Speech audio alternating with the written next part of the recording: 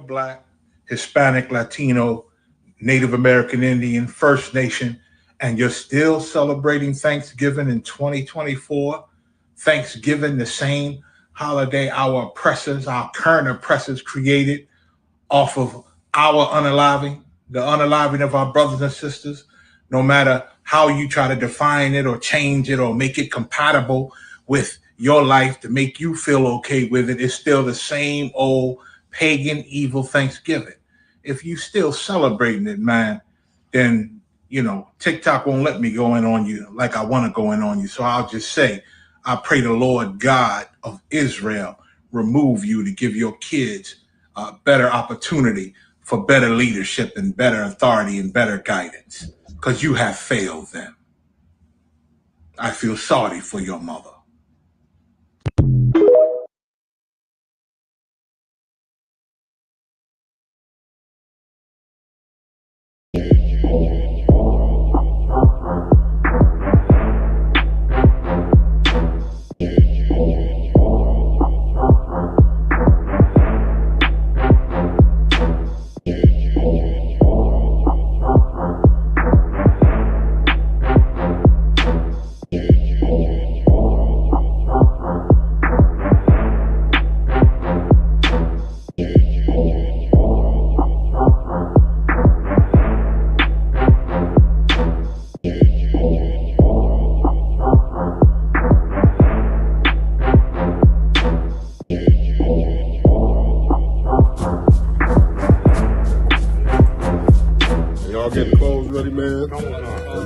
Christ, man. Commander, I appreciate y'all service, man. Look, check it out. You see what's going on behind me? Only Commanding General YAHANNA and the I.S.U.P.K is getting this done right here.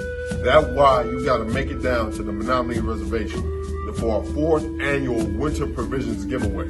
We're going to be again on the Menominee Reservation giving away winter gear for free for any so-called Black, Hispanic, and Native American that is in need of winter gear for this winter. Make sure catch us there December 14th, 10 a.m. to 4 p.m. We're in partnership with the Menominee Casino and Resort that's going to be giving us access to their ballrooms 3 and 4. And also, we're going to have 100 hot servings of food for anyone that is in need of it. Make sure you come on down, get you some winter gear, man. Get you a hot meal in your stomach, fighting this winter cold, getting out of the elements, and come on down, man. All thanks to Commander YAHANNA and the I.S.U.P.K. Make sure you come get with it, man. And if you need this on your reservation or need any of these access to these programs, make sure you contact the number below, contact our email, and get in contact with the I.S.U.P.K. so you can see how we can get us on your reservation and we can get this help to all our people down in so desperate need of it. Commander YAHANNA and the I.S.U.P.K, we will never forget our Native American brothers. We will never forget those who America has claimed to love for so long and only thrown us away. It's time for us to come together and love each other once again, as is commanded in the Bible. With that, I'm Priest and Officer 1000 Karyash, and we are the I.S.U.P.K. Shalom. Shalom. Quick. The Haitians over there. I can show you all over the Bible where it says. You understand? I don't know if you have the time, but we can show you all over the Bible in Genesis 49, where all the people that come from Jacob, all of his sons, they were spawned off into the earth and the different parts of the earth and in the different countries, and they will be his people scattered abroad. You understand? So it's all over the Bible. And not only is it all over the Bible, the archaeology that's found in the earth. You understand? Have you ever wondered why if there's so-called pyramids in Egypt, and then in Mexico there's similar pyramids among the Mayans? Why do you think that is? Just because the Mexicans were in Egypt when we were in slavery.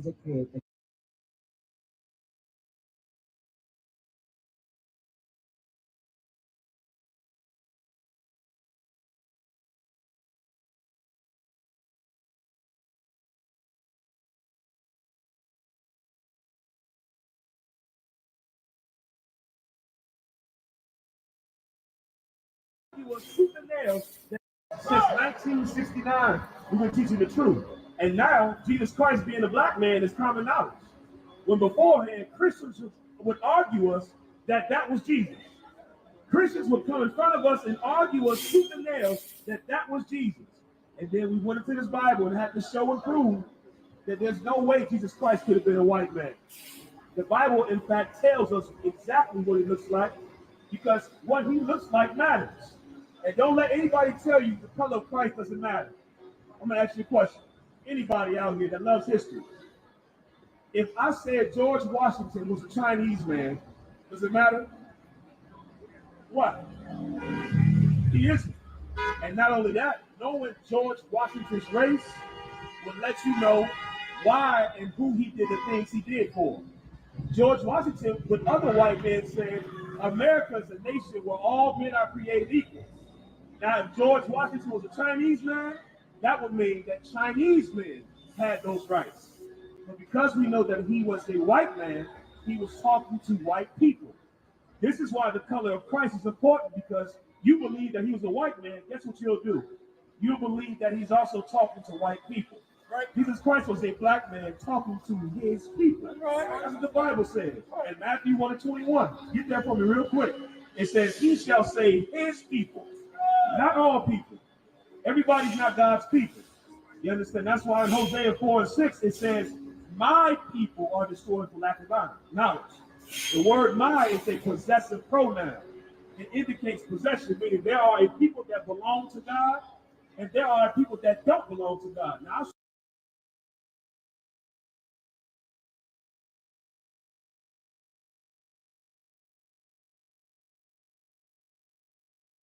free rice in Haiti. YAHUSHUA, we just finished giving out all the food. Shit was amazing. Sisters helped us out. Brought the chairs up the stairs. Oh, it's right as do our last little video. Man, we fed the people. We did it, boy. Look around. I.S.U.P.K in Haiti, man. We taking over the globe under Commander YAHANNA. But man, it was great. A few people was acting stuck up like they ain't wanted, but like the brother said, they're gonna be scratching their head at night, like, damn, what the fuck was I thinking? Why not? Right, tomorrow come around, they ain't gonna have nothing to eat. They ain't gonna have no rice to eat. They might have a little piece of chicken, but ain't no rice. And they gonna be like, damn, I should have got that bad. Yeah, that's all. That's cool. We're gonna come out here next time with more brothers. We're gonna get 18 bags of rice. This time we did 3 the first day, and then 6 the second day. About 500 pounds. We're gonna go 18 bags next time. That's gonna be about 1,200 to 1,500 pounds of rice. Guess what? That's gonna feed the entire city, bro. At least the whole city gonna be like, damn, we all eating free tonight. Whole community. You know what I'm saying? It's gonna feed the whole community around this area. So we're gonna do it like that next time. Bring some more brothers. Shout out to Officer Yatazar. Shout out to General Kabalamov. SICARII, General Kathumgabar. Right. Also, and mainly Commander YAHANNA, who put this together. All the brothers. Shit was epic. I loved it. I'm glad I stayed another day, because man, we did it yesterday, and I was like, man, something just ain't right. Something just don't feel right. And this is what we needed. We needed to go harder. That's all. Go hard or go home. If you I.S.U.P.K, go hard or go home, man. Yeah, right. You know, man, you ain't willing to stay in another country in Haiti to go hard, you might as well stay at home. Stay your ass at home. Right. You got a man, UPK, we outside with it. And look, man, everybody got a flyer. Everybody got a flyer. Yeah. With Officer Yatazar's picture on it, telephone number of the school, name of the school, 12 tribes chart, everything, in man. Creole. So we even got people here in the city wearing the shield of David already. Yeah. A lot of people. We got a lot of people. So it's on. Next thing is coming out with Hella Brothers doing it bigger, and our grand opening of our school. We'll probably do it in the grand opening of our school. Right. Do it right out the school. Yeah. And just do it right out to school. You know what I mean? So we'll find a building. You know what I mean? You see, there's plenty of buildings. Haiti don't lack no buildings. Yep. You know what I'm saying?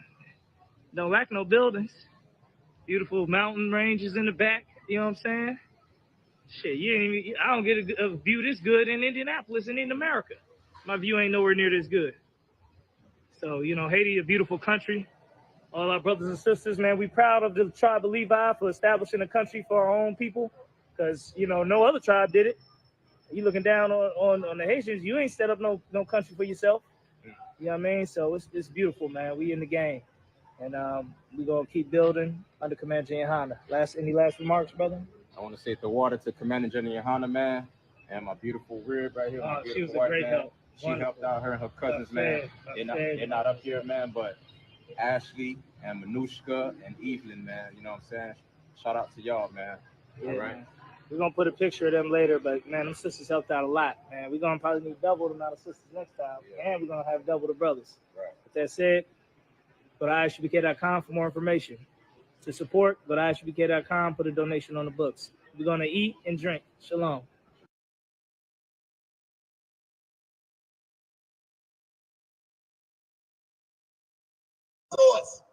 You can never be equal with them, man.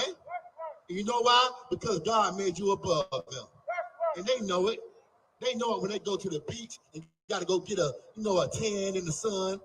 You know, they white women always trying to look like our black woman, trying to get BBLs and all this crap, man. You know, what need to happen is, what's going on, brother? What need to happen is, black people need to start learning how to love them damn selves, man. Okay? Stop trying to love these goddamn oppressors, man. It's time for us to be selfish, man. Yeah, love your own damn self. Love your people, man. They love their damn self. And they love America, man. They love how you on the bottom and you build a society brick by brick every goddamn day, man. With no damn shame. You come around here showing all your goddamn behind off. All your goddamn behind off. When you are a daughter of Zion, man. You are a daughter of Israel. You should be ashamed to be out here being entertaining for these oppressors, man. But ain't gonna be a day a nigga named by the name of God, and these damn devils gonna be our slaves. They're gonna be our entertainment. I'm gonna make sure of that, man. Yeah, you gonna get twice the time as the slavery that you gave us. Okay, when you looking at me, just understand that you're looking at Mr. Nigga. When we on the plantation, understand you're looking at Mr. Nigga. Call me that, Mr. Black Nigga. Read. Khan, as thy father, and he will shew thee thy elders. Okay, drop that. It's like you give me on Psalms 49:11. Yeah. Also, I'm going to bring out one more thing about Donald J. Trump. He planned on giving white people reparations. Oh, I know that I heard that. He planned on giving these damn devils reparations. If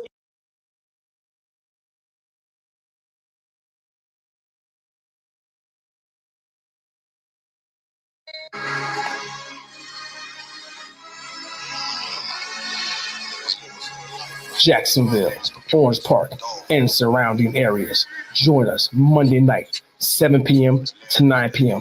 for Scripture Breakdown, presented to you by Priest and Officer 5000 Kazakh Damar at the 103rd Library. Be there. Shalom.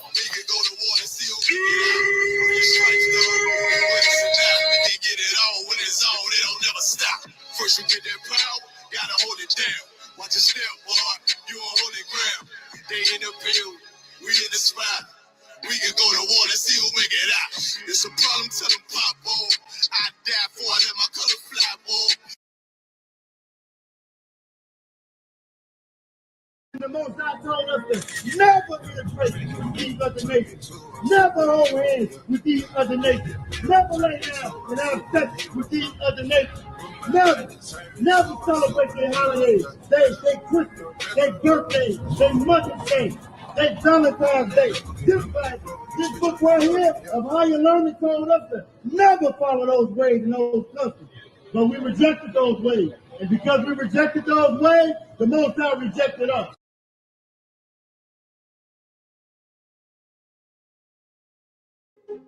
Can you love America without loving slavery? Yeah, I mean, how could... That's a weird question because I had a conversation about this in time travel the other night. Time travel? Yeah. And slavery? Yeah. Really? Because if we went back into slavery before it began, would you be here? Of course. You think the same people would have met? Well, I'm saying some of our people came over prior to slavery, but then some of them came over in the transatlantic slave trade. Can you love America without loving slavery? Yeah. I mean, no one loves slavery, do they? But how would America stand or be built without slavery? They would have pale. They would probably have a lot more white people than there are African American people here. Black people that were enslaved built America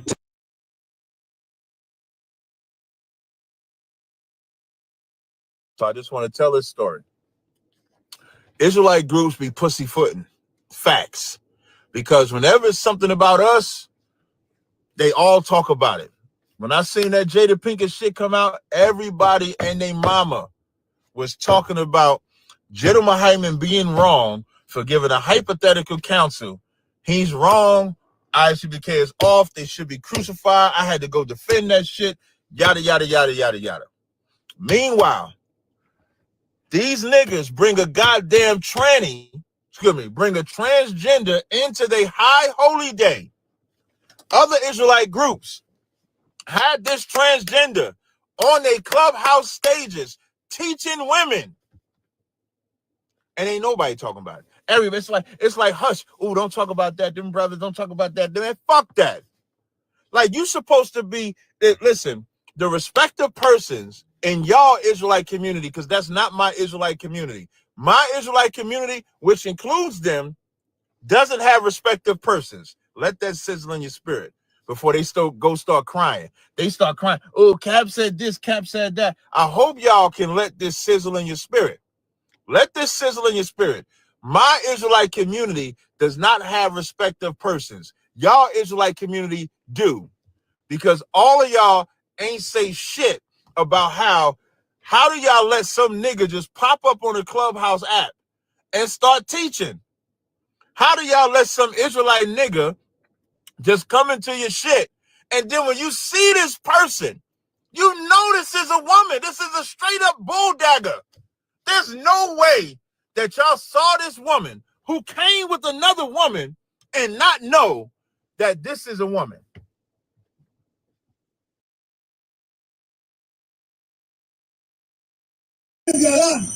Has dicho que no son nada más que ser como para escupir. Somos la escuela fuerte de conocimiento práctico universal. Tenemos la escuela aquí en Puerto Rico para que sepa, ¿verdad? Pueden llegar a ver a Arroyo, ¿verdad? Si quieres saber más, ven aquí, tomar un padre, porque Israelite, nosotros como pueblo no vamos a saber nada de la escritura mientras hay iglesia, mientras hay religión, mientras hay alguien que se quiera aprovechar de ustedes, ¿verdad? De nuevo, somos la escuela de conocimiento práctico universal y de 1969 hemos estado enseñando a los morenos, a los latinos, a la gente indígena que nosotros somos la gente del pueblo de la escritura, nosotros somos el pueblo del Señor, ¿entiendes? Para el mando del comandante general YAHANNA, que ama a los boricuas, ama a los latinos. ¿Sabe por qué? Porque Jesucristo ama a su nación, los morenos, los latinos, la gente indígena, ¿verdad? Ahora voy a traer el próximo sacerdote para que te enseñe la escritura como se debe, que te va a degozar todo. Ay, solamente Ponce. Ay.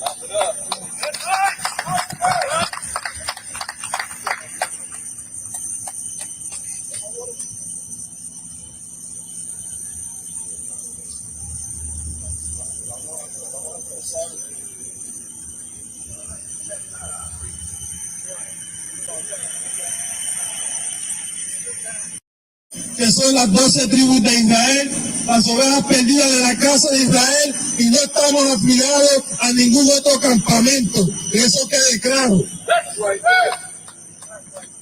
Mateo, capítulo 1, versículo 21.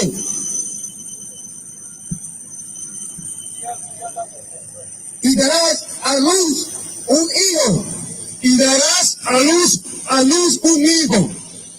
Vamos a empezar paso por paso, precepto por precepto, oración por oración, porque nuestros líderes religiosos como el pastor nos enseñan que Dios ama a todo el mundo.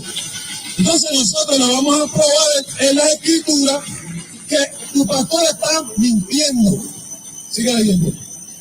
Y llamarás nombre Jesús, y llamarás su nombre Jesús, porque él salvará a su pueblo porque él salvará a su pueblo de sus pecados, Yahawa sa mashiach ni leo.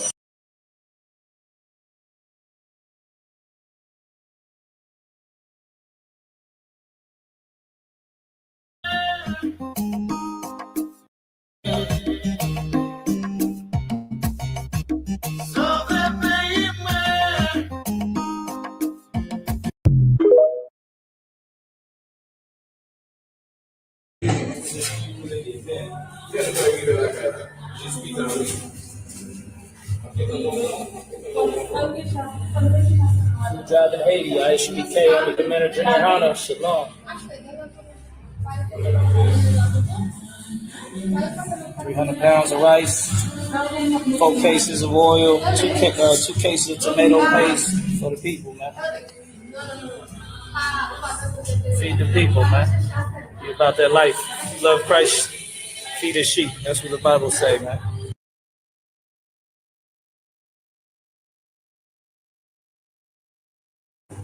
What is that like this?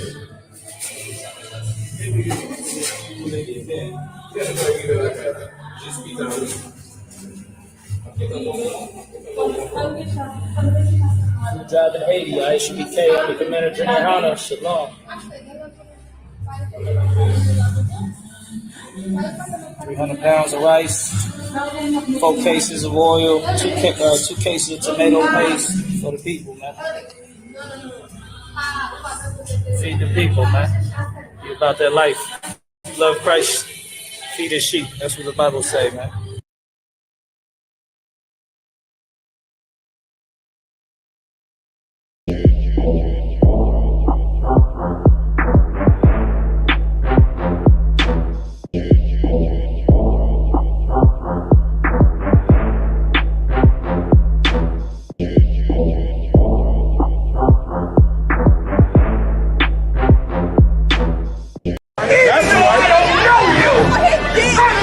Nobody selling you crack. You know why? Because I never saw you before. But you a black man like me. That's right. And it's worth something. This is Black Watch with Commanding General YAHANNA, the only man to lead blacks, Latinos, and Native Americans. God made man on this earth. The white man he made man. God made man. God wants man to obey him. Bringing you real news. You don't need a black man in the White House. You need a black man in every black house. For many years, there's a lot of black people who didn't realize how deep the racism of white America was. You ain't gonna do nothing unless you decide where you gonna stand at with the Most High. This station is now the ultimate power in the universe. Righteous solutions to issues plaguing our nation. Boy, you better wake up and see the power that is within blacks, Latinos, and Native Indians. Join us every Monday from 9 to 11 p.m. Black Watch. Let the show begin.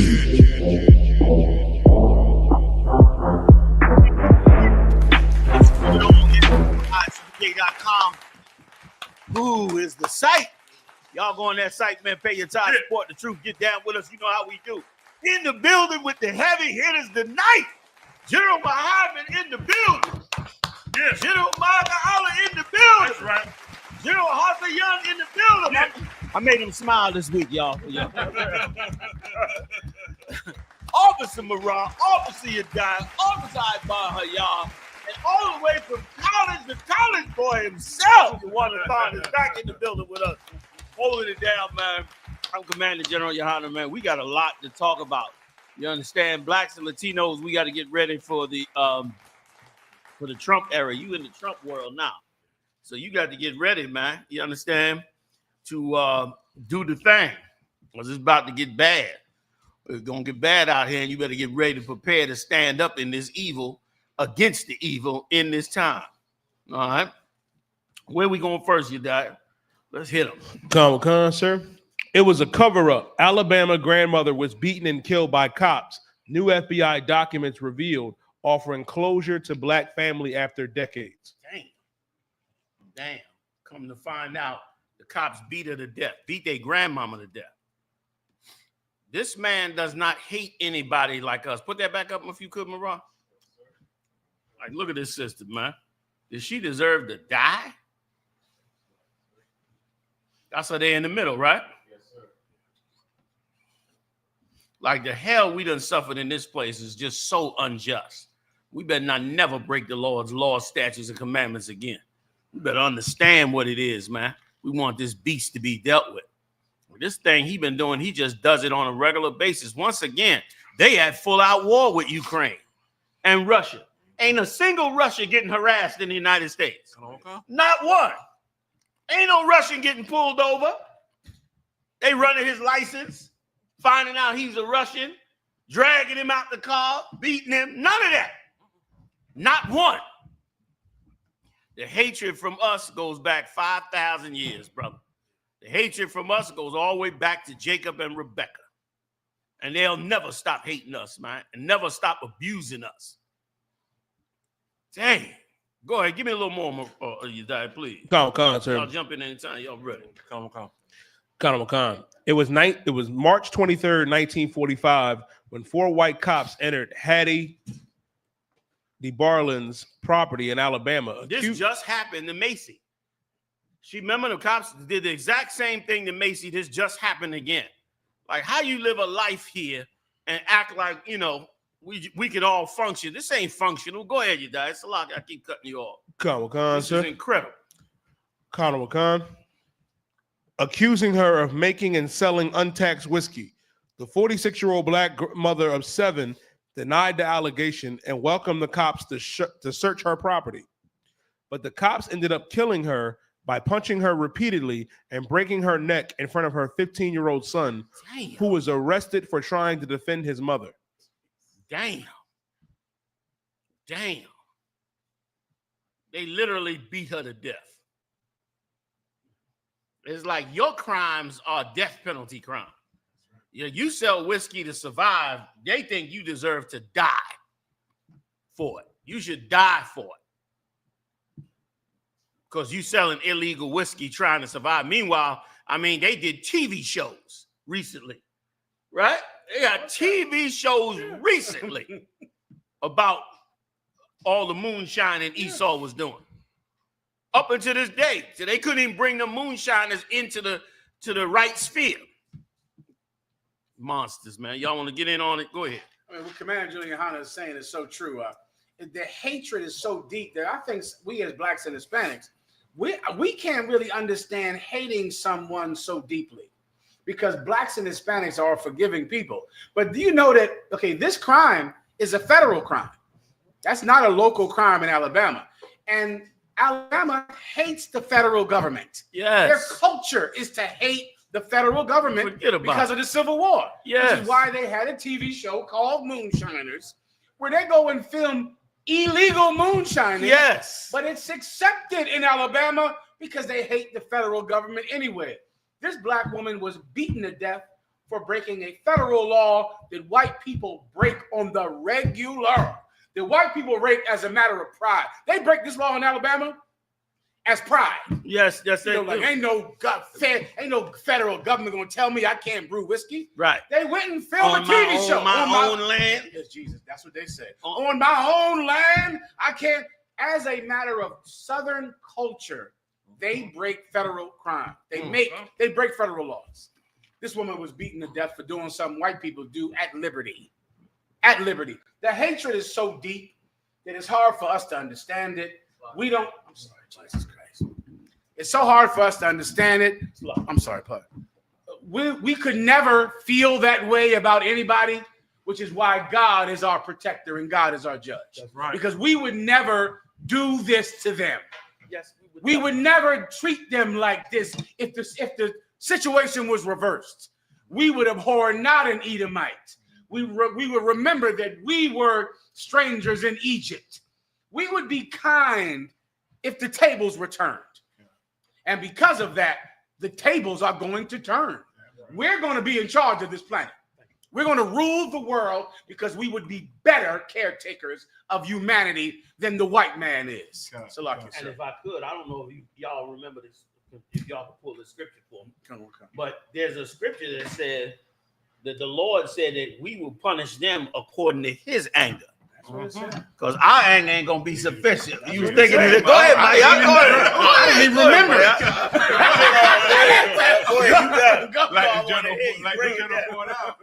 Like the Lord, like we so kind, like General Muhammad was saying, that we gonna have to get our justice with these people with the Lord's anger. You know what I'm saying? Because our anger ain't enough. How's we too kind? Right. After a couple of babies die, we be ready to stop. Like, oh, all right, that's enough. That's enough.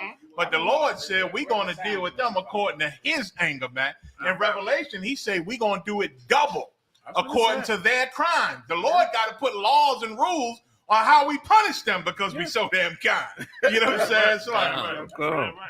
If I could, you die. Give me Psalm 55, 20, and 21 real fast, man. Because what the generals is bringing out, Commander Yahanna, Muhammad, is so heavy, and that we had peace with them. You see the story in the article with the sister. She said, "Come on in and see. I ain't got nothing going on." But really, it wasn't about them or her with the moonshine or the alcohol. It's because of who he is, man. Yep. In the book of Genesis, the 25th chapter, tell you about Jacob and Esau, how they struggled in the womb. You know what I mean? You go further in the scripture to tell you about how Esau always had a problem with us and trying to hurt and murder or kill us. Psalm 55, 20, and 21, brother. You can go to the book of Obadiah, verse 10, to tell you that he's going to be shamed because the violence he did to his brother Jacob. Talking about Esau, the oppressor. That's where they all come from. No matter if they German, Russian, French, American, Scandinavian, whatever you want to call them, all of them come from a man named Esau. Amalek, small hats, all of them come from Esau. Read, brother. Khan, Psalm chapter 55 and verse 21. The words of his mouth were smoother than butter. Go to 20. Khan, he had put forth his hands against such as be at peace with him. You see that woman, when they came to the house, she wasn't being evil and nasty with them. She said, "Officers, come on in the house. I'm going to show you. Come on in the house. Come on." She was cool about it. Come on in the house. Go ahead. He had broken his covenant. Meaning he had broken his oath. The police are supposed to be somebody who's going to, help you, keep you safe, not murder you because they don't like what's going on or like how your attitude is. It ain't supposed to be that way.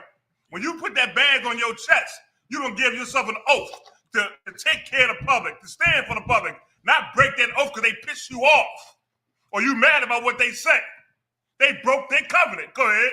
Khan, sir, verse 21. The words of his mouth were smoother than butter. Then they try to order smooth on over on you. You know what I mean?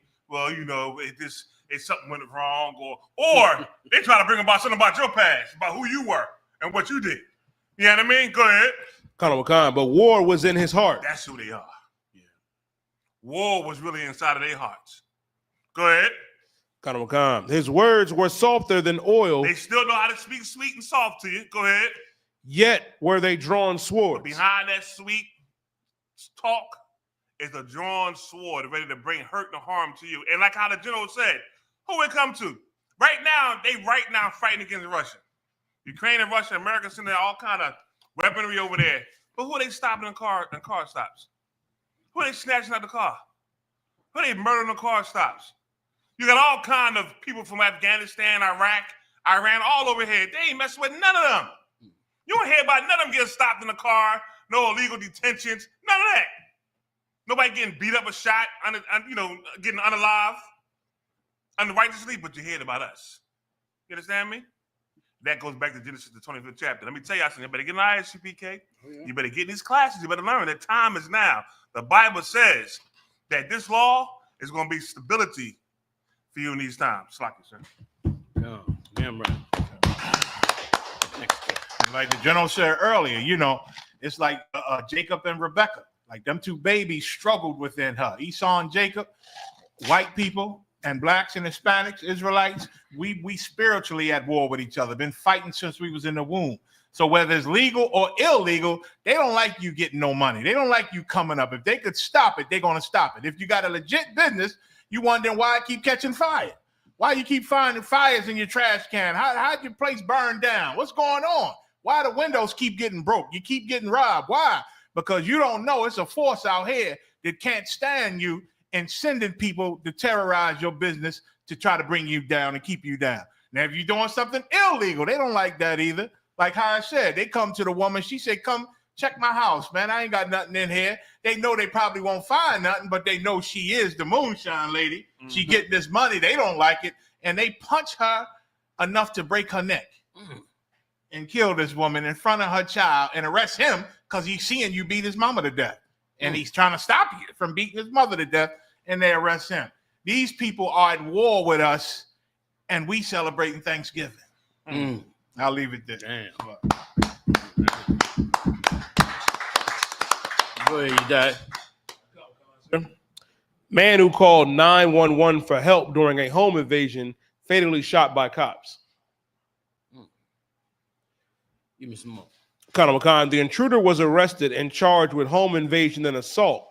A Las Vegas man called for police during a home invasion before an officer fatally shot him, according to authorities and 911 calls.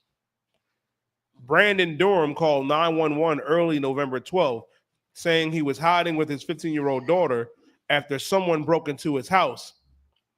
Durham is heard pleading with the district on ASAP and audio recordings attained this week. Corinne identified the officer who shot Durham as Alexander Bookman, 26. Bookman was one of the first officers to arrive and kicked in the door.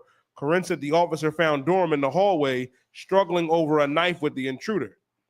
In a short clip of body camera video released by police, the officer yells for them to drop the knife, then fires one round. Durham and the intruder both fall to the floor. Then the officer moves closer and fires 5 more rounds while standing over them, the video shows. Good, Joe. So, I mean, we do this story so much. I don't know why I'm still so shocked at whatever lives inside white people. There's something in them that is alien to me. It's something so strange. It's like a psychopath, but it's like normal psychopathy. Like everybody has it. This is not someone that's in jail or a criminal. This is just a psychopathy that every one of them has that I don't ever understand how people have it. And that if I could show you this video, I know you. I'm going to say something about it. Go ahead. I don't get it. I've been studying it. It's amazing to me. I It's see phenomenal. this and I watch it and I go, what is in his mind? I don't know. And I study people and I don't understand them. Go ahead. That's all I got to say. I don't understand. I'm so glad you brought this up, Bob. If I could, I've been studying psychological, abuse. You know what I'm saying? I've been studying it for a little while now, and I found out what it was. And they know this already. The doctors, the psychologists, they all know this. That you hear about domestic violence, stalking. You hear about abuse, right? And all these things, what's common, and this could be male or female, what's common is the abuser brings in the victim, usually with kindness and so forth, and then abuses the victim. When it gets violent is when the victim wants to get away from this abuser. So the victim tries to get away from the abuser. That enrages the abuser. And so what they tried to figure out is what is inside the abuser that arranged them. So they went to Maryland to a prison for the criminally insane, and they studied them. And the criminals said what enraged them is that the victim, in their mind, the victim belongs to them. The victim is not their own person. The victim is an extension of them. It's like taking my watch. What the fuck are you doing? You cannot have my watch. I'm going to get you took my car. And so in their mind, they own us. And we're not humans. We're their car. We're their cattle on the farm. And the cattle is running rampant. Like that's why they want Donald Trump to get us in order. That's why they always want to get us in order. Because it's like, Mr. Johnson, your dogs are running wild. Now, if you don't put your dogs in the yard and put them on leashes, I'm going to come put them in the yard and put them on leashes.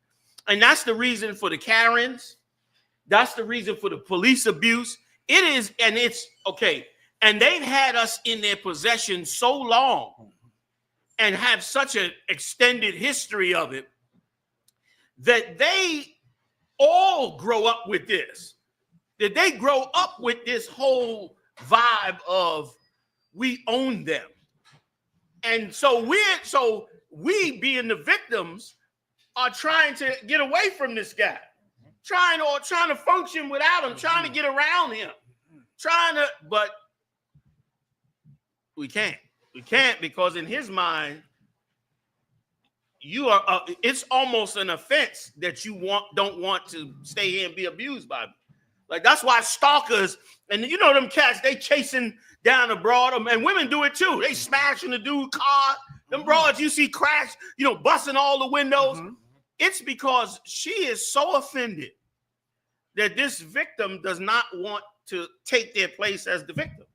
It's like, to them, it's insane. You've been my victim all this time. What are you talking about? Why are we changing this now?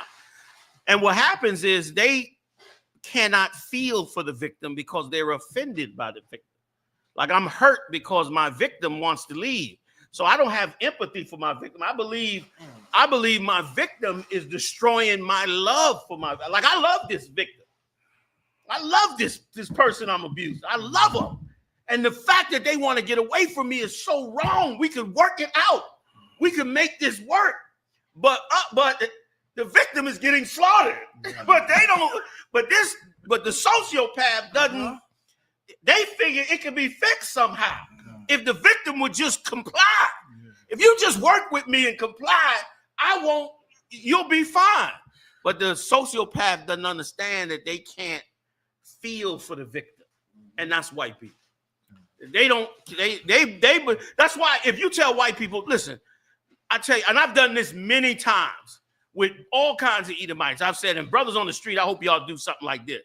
Brothers on the street, go out and ask the average Edomite, how do you feel about the possibility of black people all moving to one area of the country, say one state, and starting a new life in that state and just getting out of the ghettos and all the problems that we've been having? They will unequivocally say, hell no. I've done it many times, and they're like, no, that's not the solution. We have to all work together.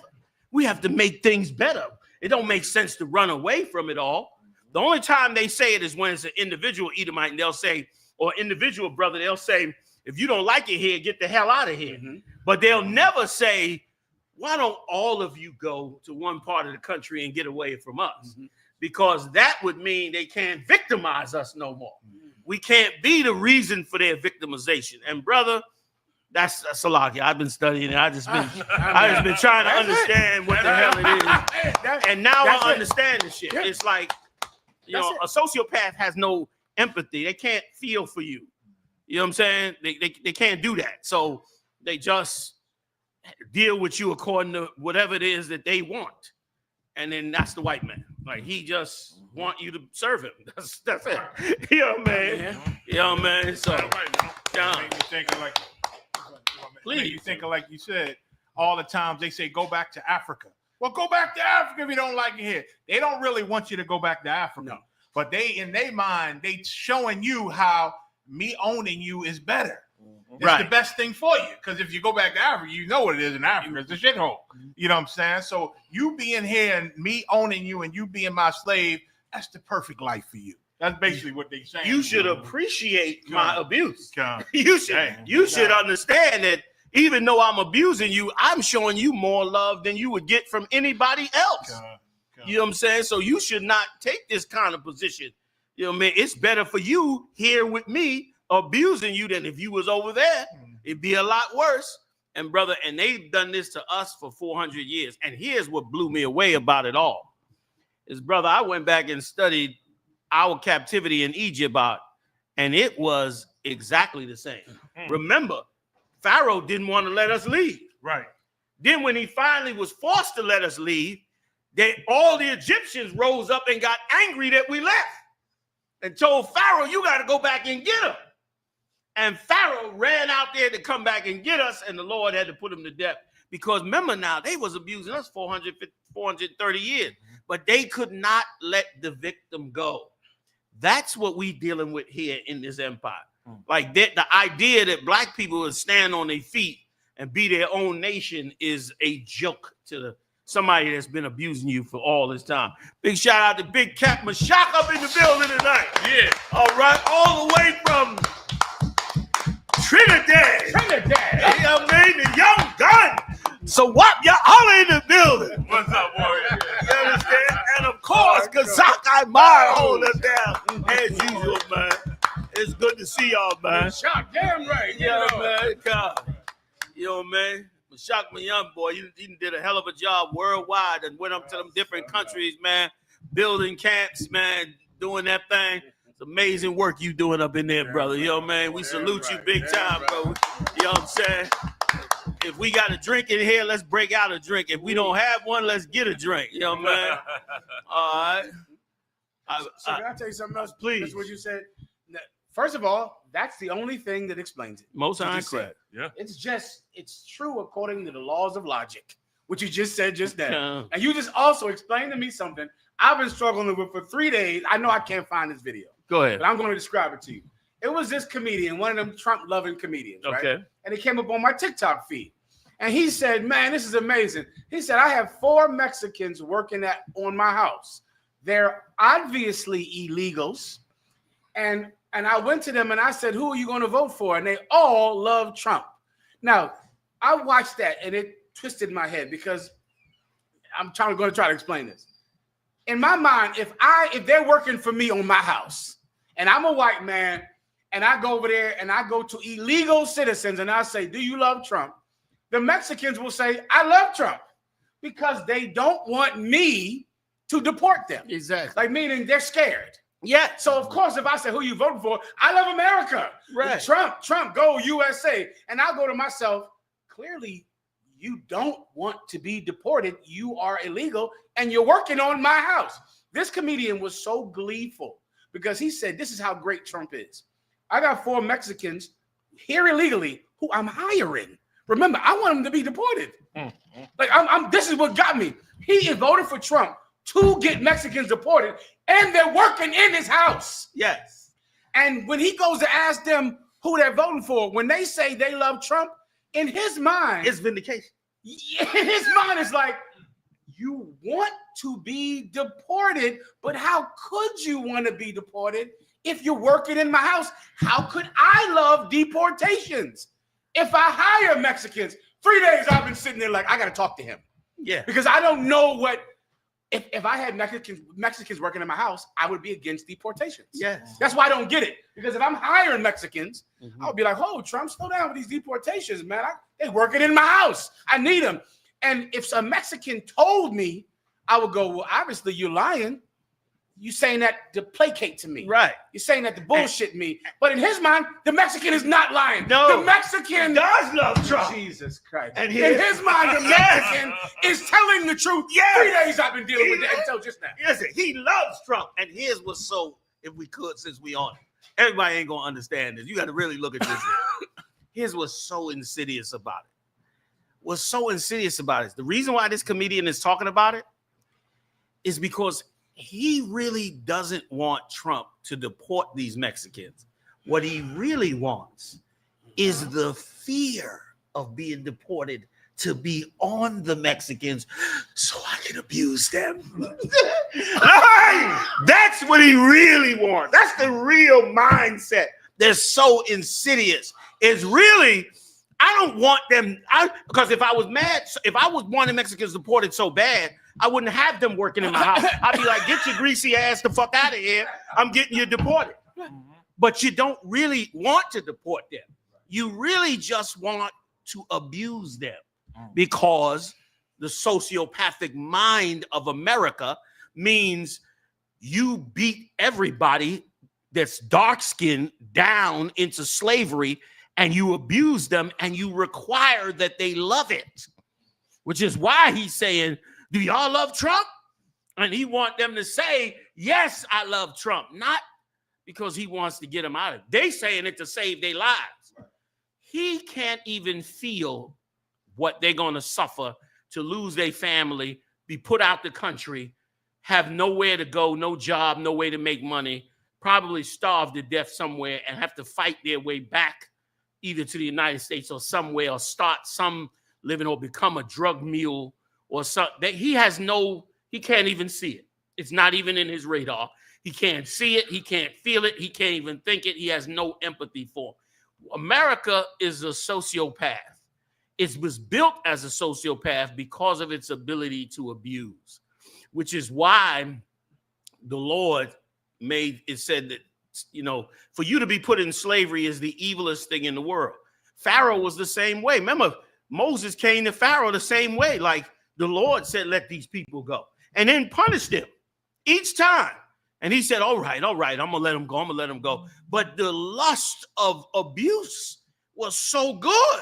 It was like, I know I should let him go. I told Moses I'm going to let him go, man. Tell him come. But these niggas is working, man. The pyramids getting built. Damn that.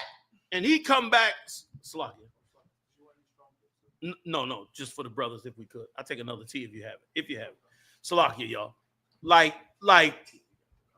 the feeling of abuse each time was so much. And the only way that Pharaoh was able to understand what it is the Lord was doing was the Lord had to kill his son. When the Lord had to kill his son, then he would understand. Like if the ICE come in there to take those Mexicans out of there and they accidentally killed his son, then he would say, this is wrong, this deportation. Look what's happening. We're tearing up the country. We're killing you. Leave these Mexicans alone. He would care that. But because he's a sociopath, he can't care no other way.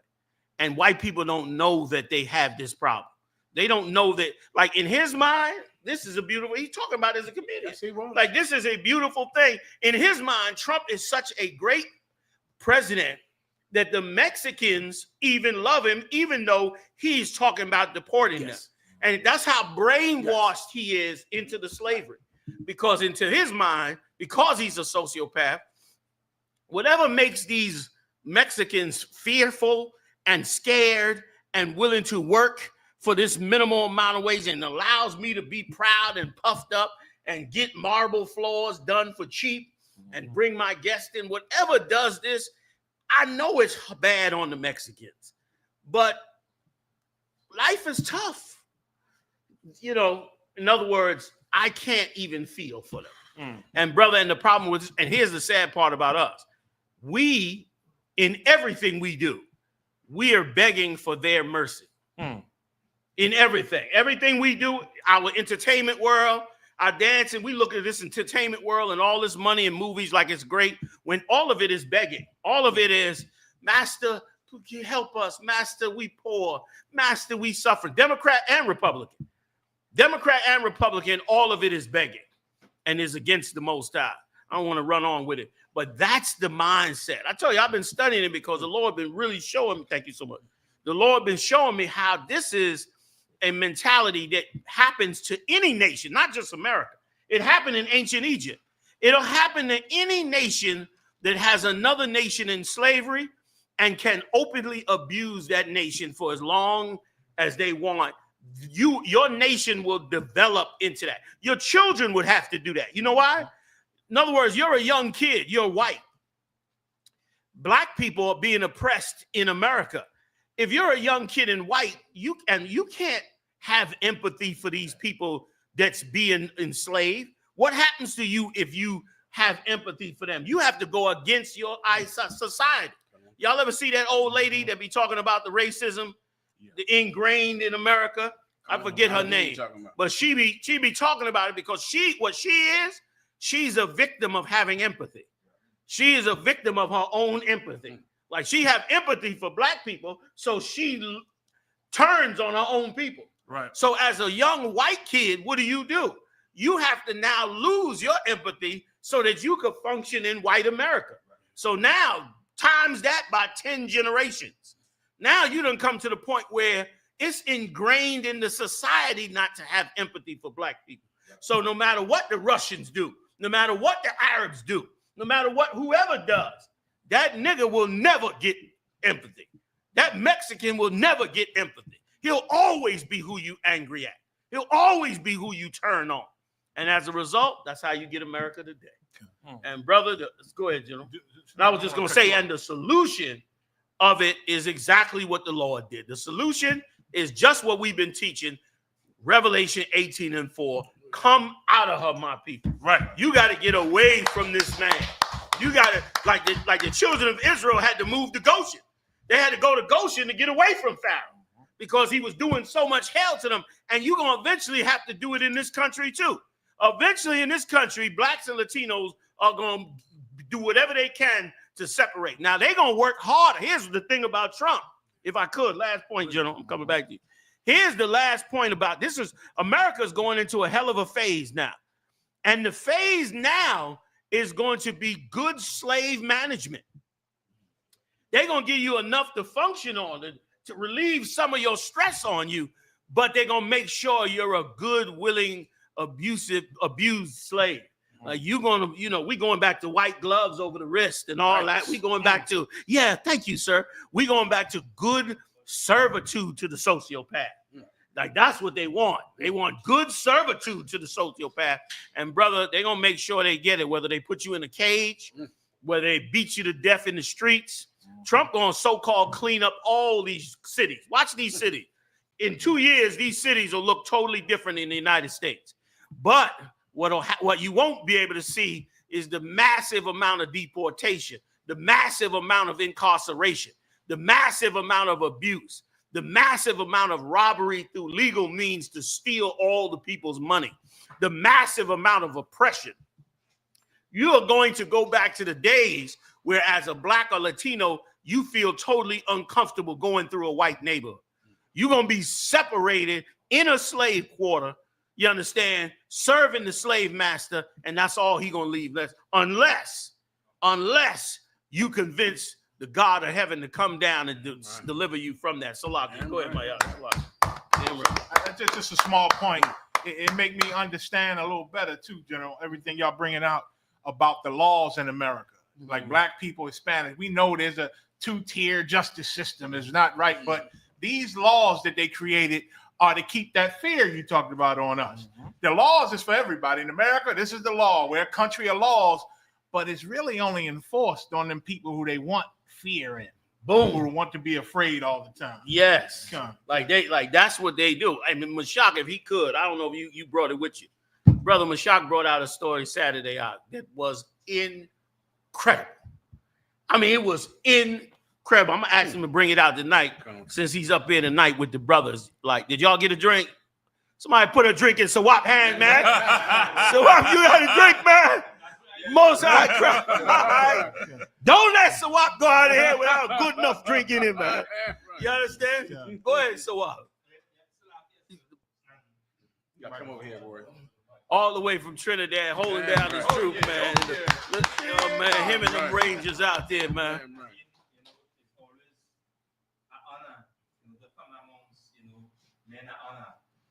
Because why? Most high. It really uplift your spirit. Yeah. And if blacks, Latinos, and Native Indians understand one thing, to know where his black fathers is so much. Yeah. It's like, you know, hey, you're amongst your fathers, you know, you can sit down amongst them and just listen, you know, and take that wherever you go.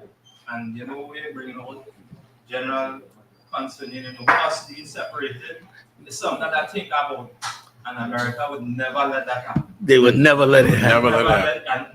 And again, because why?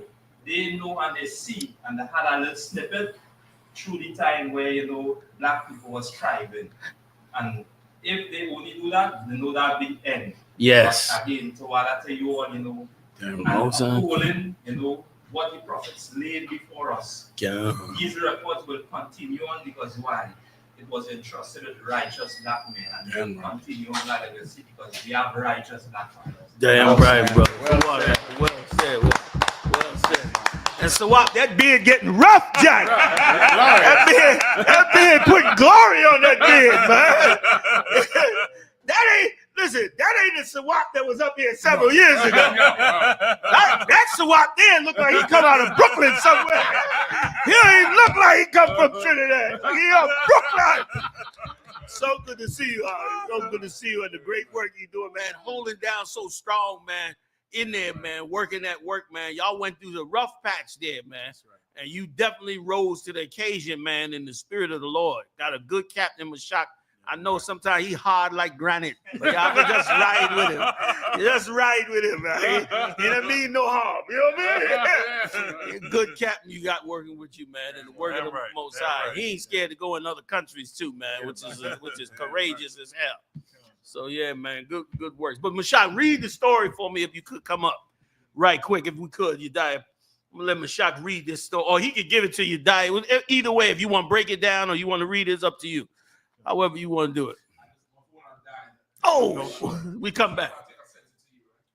And while you're looking for it, if I can, while you're looking for it, General. You got it, you die? The story, his story. Oh, okay, come.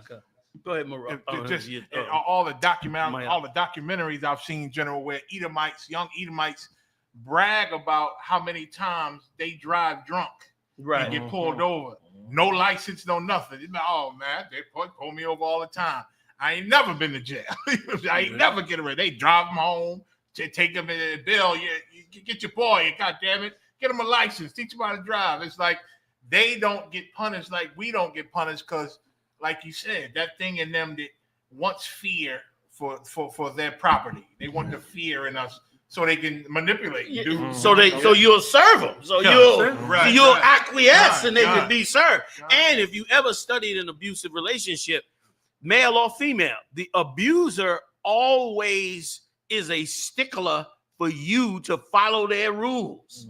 You understand? You hear the story, some guy done killed his wife because she cooked the food wrong or knocked the table over because it wasn't set the way he wanted it set. Wasn't the right temperature. Yes. Or some wife killed her husband because he tried to stop her from spending all the credit card. Like, that's an abuser. And that's what America does. Like, you make the least infraction. What? You did what? You know how fast you was driving? You get dragged out the car just to get pulled over because the rage inside that you would break the rules. The rage inside that my animal would break the rules is just more than they can bear. Like for a sociopath, which is the mindset of this evil bastard that's sitting over us, and which is exactly what the Lord was saying when he said he hardened Pharaoh's heart. Like he hardened Pharaoh's heart to break him by killing his kid. Like he tried to give them warnings and harden them. And the hardening is the sociopathic mind. That's the hardening that the Lord put in him. And because of it, brother, the Lord had to smash him. And the same is going to happen in this empire. But it's going to get worse before it gets better prophetically, biblically. So I yield, Salaki. Khan, sir. In France, a family reckons with World War II allies' legacy of rape and murder. Dang. Legacy of rape and murder. Real quick. Amana Boff. This your Amana Boff, Haas? Yes, sir. Big shout out to Sister Amana Boff, YAHUAH, wife of General Hazayan. She said the Texas Commission offered Trump 13 million acres for deportation centers. Now, why would you offer him 13 million acres if you're trying to deport them? You're not trying to deport them. Them 13 million acres is to abuse them. Is to, once again, he ain't trying to get rid of nobody, but he is trying to, he's trying to make you not leave him. You know what I'm saying? That's it. You're not going to leave this house. Go ahead. Then you got a bunch of volunteers, General, them Edomites with the trucks and the camouflage. Oh, my God. Doing it for free. They just controlling the border. Yes. That's posse comatasi. Yes. They in the curse. That's right. They in the curse. Like they'll do it, they going and they'll love it because once again, they in a culture where if they abuse you, they feel successful. So how could you work with somebody who can't be successful unless they abuse you? Right. You can't do it. So now Israel gonna have to come to the conclusion to get away from them, which is going to enrage Esau. That's why we hate it in this place. We hate it in this place because we calling for our people to come out of the mindset of this place and to start to build the Lord's kingdom and get ready to be taken up out of here. And to Esau, that's insanity. Salak, I yield. Go ahead, you dad, please. Whenever you ready, Mashiach, let me know. Whenever you get, matter of fact, when you get it, you can send it to your dad and you can come on up and he can break it down. You can talk about it while he breaks it down. You have it already. All right, we'll do it after this story. We in the middle of. Are we finished with this one? Are we on that one now? Come on, mashiach, man, give me some words on this here because it was amazing. This was an amazing story that he brought out on what the military did in France because of how much raping white men did. White men was raping the French like it was. Go ahead, mashiach. Come on, break it down. We jump in afterward. Wait, let the generals hear this. They're gonna be shocked. It was on the back of what you was bringing out, how they always try to scapegoat us. And so many stories they hear how they blame black people. Marab, put it on him if you. Oh, you got it. Thank you. From Rosewood and Tulsa, Oklahoma, and all them things. So this was an article. This is like a week old. Yeah, get up on that mic. Oh, sorry. Okay. In France, a family reckons with World War II allies the legacy of rape and murder. Because this is some. I think she's the granddaughter of one of them women who was raped. She wrote a book, and then they started to go into it because she actually talked to the grandmother and how much they covered it up. So, okay, skip down in the article about halfway through. There really was a problem with rape. Towards the end of the summer of 1944, there really was a problem with rape, she says. And the United States Army at the highest levels of SHAFE, which was concerned about it. SHAFE was the acronym for the Supreme Headquarters of Allied Expeditionary Force, commanded by General Dwight D. Eisenhower. The famous Eisenhower that they love, the military-industrial complex. That bastard. Go ahead. Robert says, in some ways, the problems were created by the U.S. Army. To motivate soldiers, it portrayed French women as highly sexualized. So now, this is how they set the stage. To get them soldiers to go out there, right? They made the French women highly sexual. Like, go get them French women. Like, and even today, we got that mindset. French kissing. That French women are somehow more sexy when they is the coldest piece of meat you ever encountered. Go ahead. But they did this to brainwash them. Go ahead. And that's from storming in Normandy to motivate them to, run up on that suicide mission because of that damn beach. And kill them and fight them for them people. Go ahead. As an example, she cites infantry newspaper Stars and Stripes, which often showed pictures of GIs embracing French women. Right. Show them. That's known. Every time you see them World War II pictures, they kissing some woman and got her leaning down. It's like this is the place where the soldier meets the woman that loves him. Go ahead.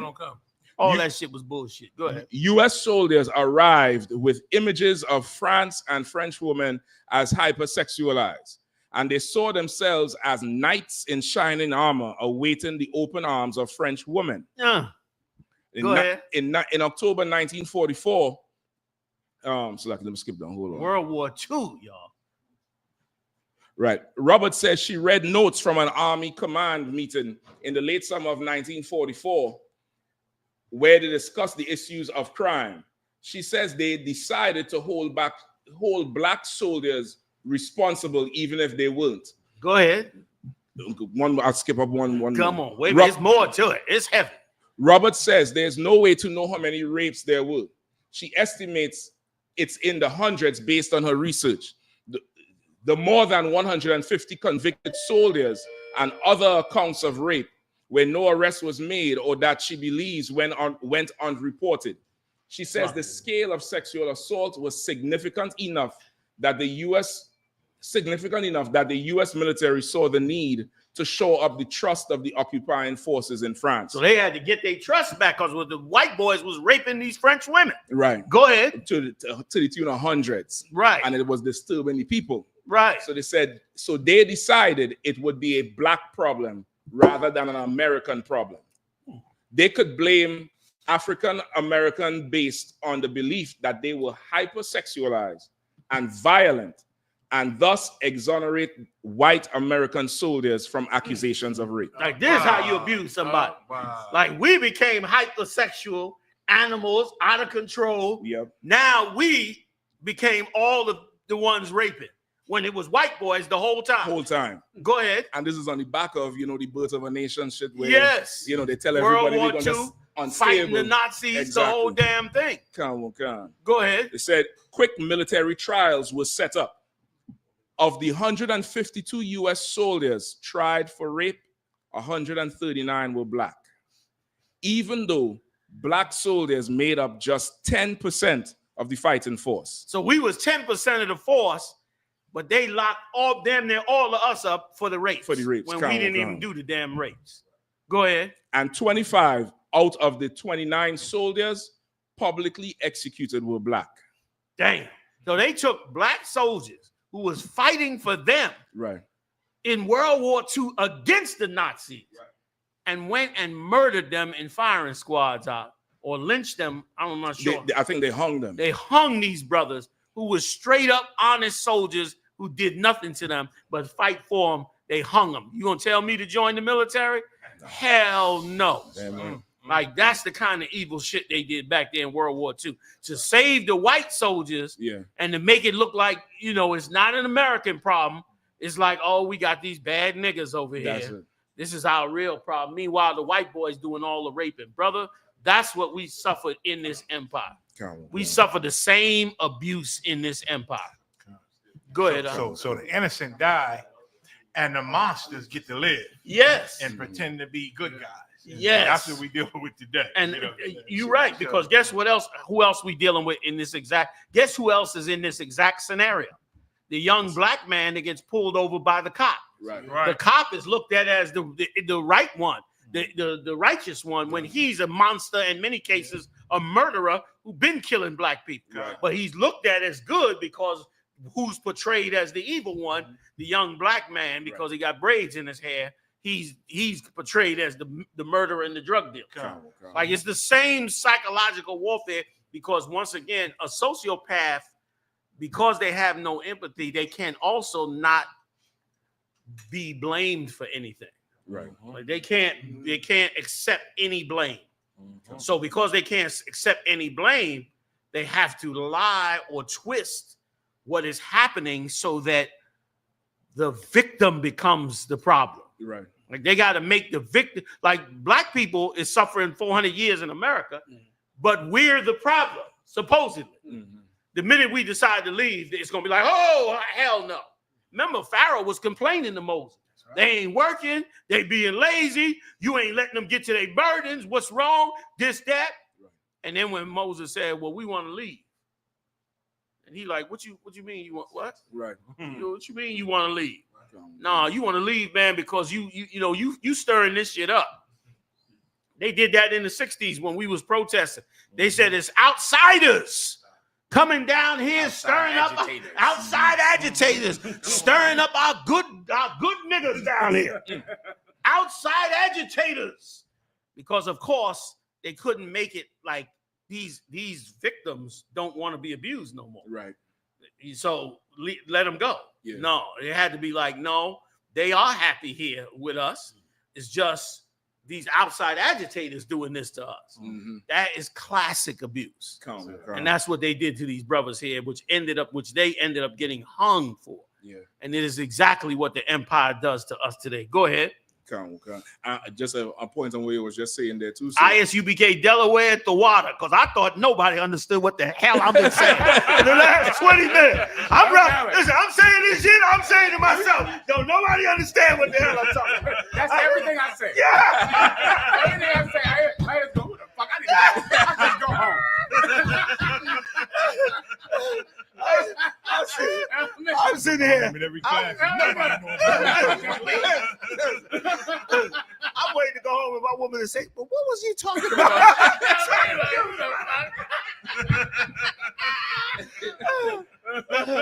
You know what I'm saying? Big shout out to I.S.U.P.K.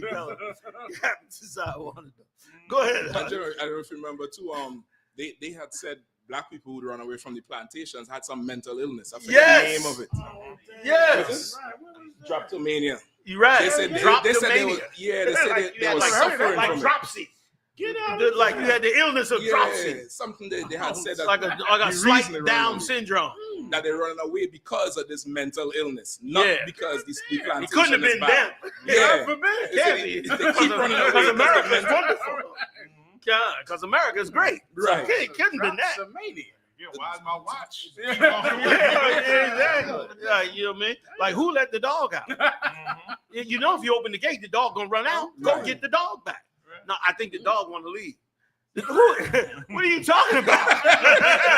Bring the dog back. They don't, you know what I mean? Like, what are you talking about? Go ahead. Finish it. I'm going to let you go. Go ahead. French mayors were actually asked to put out a notice to civilians to come and watch African-American soldiers being hanged for rape. They did all this straight from the high command in the military. And you never even knew it. And they've been using these techniques. Remember, when they do these techniques, they write whole reports and put them in whole stages. You know about that, they write report and they go back to these when they need a plan to do some other dirty stuff. Right. So this stuff be on the books, but they had it hidden. It probably was classified until she wrote this book. Yeah. You got more? Yeah, come on real quick. Clearly, the army wanted to impress on ordinary Normans that this was a situation which the U.S. Army had under control.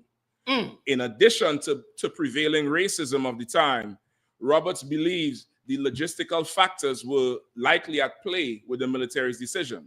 White soldiers involved in fighting units moved quickly from one spot to the next, making it harder to prosecute their service members suspected of a crime. Go ahead. Black soldiers, segregated units responsible for logistics, largely stayed in places longer. That meant a black soldier could be blamed for a rape committed by a soldier, by white soldiers who had long moved on.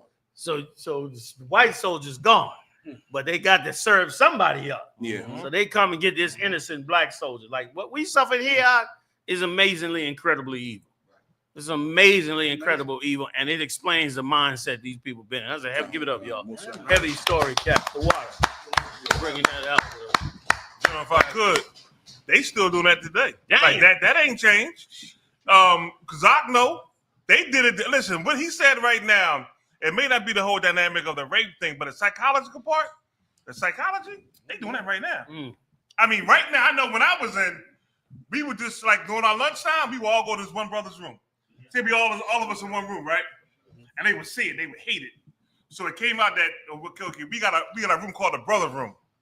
So because we got a room called the brother room, the whole platoon had to switch rooms now, and they had to have it to where it was an equal thing where it'd be a white boy and a black boy or a white boy. We had to make it even to where we couldn't have room for brothers just to be in. They switched the whole thing around. And we were like, yo, we just chilling here on lunch. And listen, It broke that shit up. That camaraderie was too much. Yeah, the room we was in, the cat's room, his roommates were Edomites. But because we was all in there, they couldn't take that. They couldn't. And they had to flip it. You understand? Our platoon had a lot of brothers in it. Because you know about this here. A lot of the brothers we was in was very good in the things we did. We studied, we was real good at it, right? So because of that, they made up a lie and said that we had to have somebody hard over top of us. If not, we was like uncontrollable. Exactly.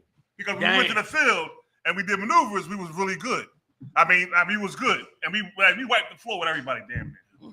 You know what I mean? So we had to have a cat coming in to control us because we was out of control because we knew the hell we was See going. what I'm saying? Like And the better y'all were, it's the more they feel like they got to get control of you. Yes. Like it's the more, like the better you are, it's like, you know, we got to get him in order. Yes, sir. When that is psychopathy. Yes, sir. It was like psychopathy. That's the basics.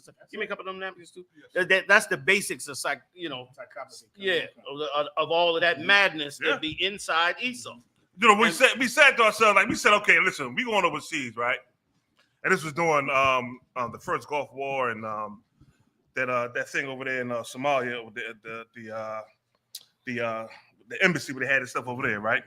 So we all made a vow. We said, listen, man, we're gonna know what we're doing. We're gonna be good at it because we all gonna come home together. We leaving together. We all come home together. We ain't playing no games. Like we all come home together. So we made a vow amongst each other to make sure we knew our jobs and not play with it. And we held ourselves to that same standard. So, but because we did that and we was good at it, they did not like that general at all. At all. We caught hell. My first med tour, we caught hell because we was good. And then when they put the person over top of us, he came in heavy-handed. Yes, came in heavy-handed, like you see on TV. You saw it on TV. I seen it, and I lived it. But then he sat back one day and realized that what they were saying was not right, was a lie, and that because we were the way we might possibly save that man's life one day, and he had to pull back from it. And he let us go. And we did a training scenario when we was in Turkey, right outside of Istanbul against the Turkish Marines, and we wiped the floor with them. I mean, quickly. And he let us go, and we went and did it, and there was nothing he could say. And he kind of tried to defend us a little bit, but they still got on him to where they had to pull us back. Still, I said, this is crazy. Like what you saying that happened back then is going on right now today. Same thing. I.S.U.P.K. Buffalo, New York says, Salaki General Haziyan, when I was in the military since 2007, when a black or Latino man gets in trouble, then everybody in the unit looked down on him as a scumbag. Yep. Like that's what he do. You know what I mean? Like that's what's happened to us here. You know what I mean? Obed said this. They start those control tactics off in basic training. Yes, sir. With blanket parties. I heard about them blanket parties. Yeah, I know about that. That's why I couldn't go in the military. I mean, I give it to y'all. I would have definitely killed somebody. I mean, I would never make, because you trying to wrap me up in a blanket and violate me. Muhammad, no, I'm gonna kill everybody in the room. You understand? Don't wrap me in shit unless you want to die. You had to wrap me up in some shit. Everybody's going. Nobody's going. Even the motherfucker holding the door. I'm killing that motherfucker too. Everybody going. You know what I'm saying? Yeah, like that. You ain't supposed to be doing that to brothers, man. Black, but let me read what Obed said. Obed said they started that control off in basic training with blanket parties. They said you were too gung ho, and they was cooling you down some. See that? You in the military to kill. What the hell? You understand? Damn that, man. So, yeah. Anyway, moving on. Is that was it on that? Give it up for General Haas. So, all right, come on, you guys. I know even today, General, they was talking in the news. Them soldiers that killed all them Afghanistanis, I think it was, the so-called terrorists. Like they were just murdering them because they wasn't even keeping them as prisoners. They captured them, but then was just executing them. And so some of the government wanted to punish them because that was wrong against their rules of law.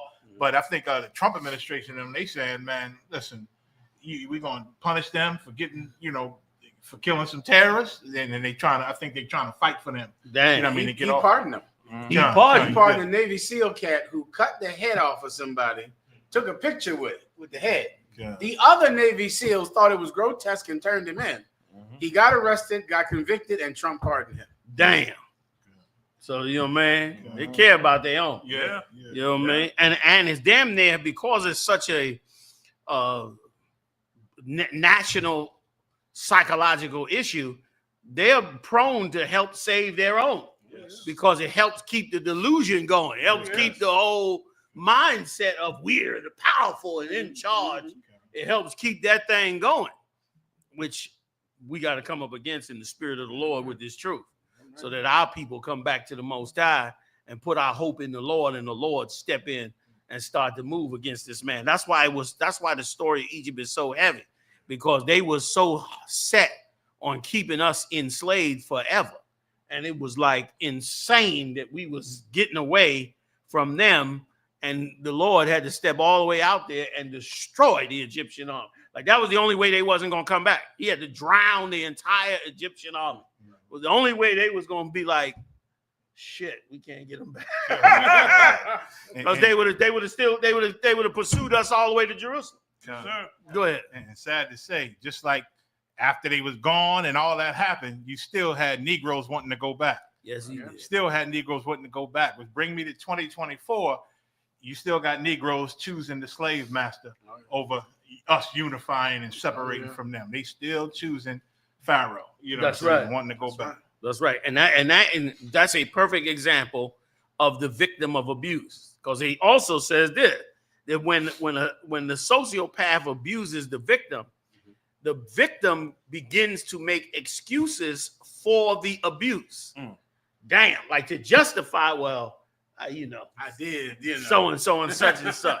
He didn't give me the stimulus. Boom, you know what I'm saying? Which why we do what we do. Like we love the Edomite because it helps us to cope with the fact that you're being abused. That's right. Esau got a term for it: Stockholm syndrome. You know what I mean? You being abused, but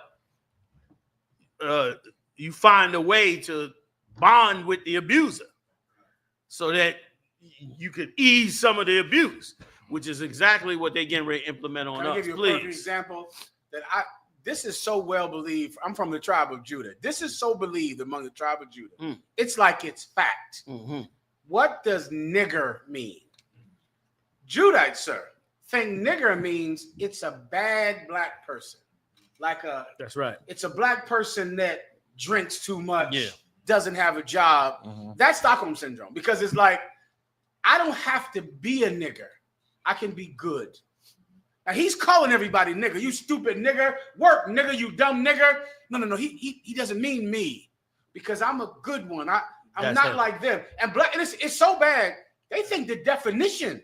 That's right. Means in the dictionary. Yeah, they don't think it's colloquial. They think nigger means an ignorant black person, when nigger just means black. Right. Meaning this, you got smart niggers, sober niggers, college niggers. But Judah thinks a nigger is only that one with no job.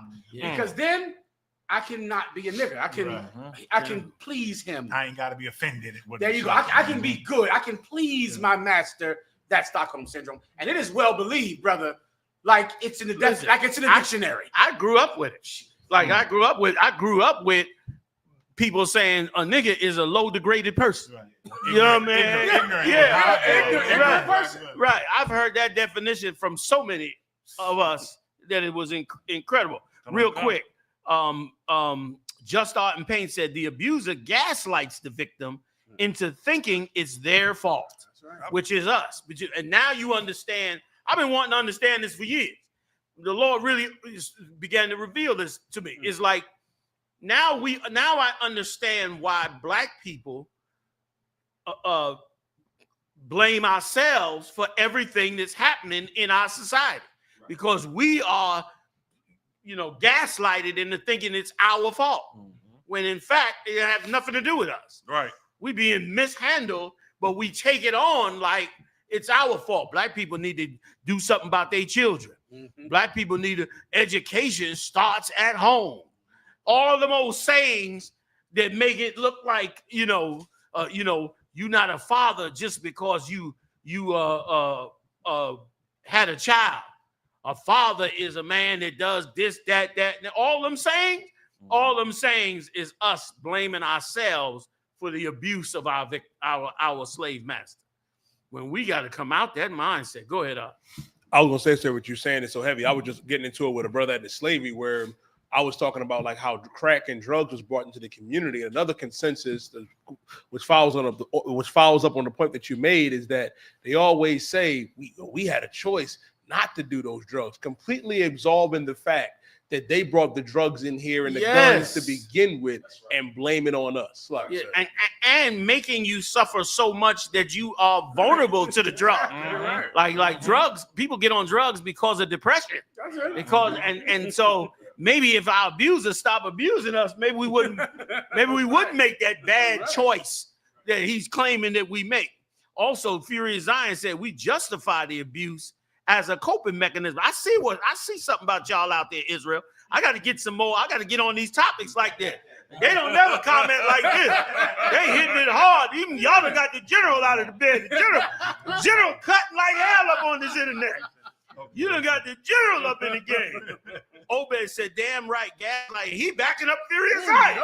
Goddamn, Obed. Obed said, damn right, gaslighting is a common tactic, even when they come up to the camp. That's right. That's right, Obed Israel. You right. When they come up to the camp, they try to gaslight the situation to make it seem like it's something that it's not. I'm telling you, man, this is a whole nother world we opening up to the mindset of this beast that been ruling over us for so damn long. You know what I'm saying? Gun. I'm gonna leave it right there. I'll get everybody else later on. Come on, you die. Salah. You was gonna say something. I didn't want to cut you off. No, that was it. You sure? Okay, Salah. Concert. Texas man sentenced to 70 years in prison for spitting on police officers. Brother, this is insane.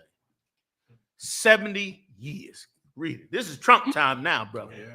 They going for the guts. They want to wipe us out. Once again, they done been neglected their chances to abuse us over the last all them Obama years. Yeah. White people was traumatized. The slave actually, imagine you got a sociopath And now you got to the sociopath got to submit to his victim. He gonna lose his damn mind. That's what happened in America.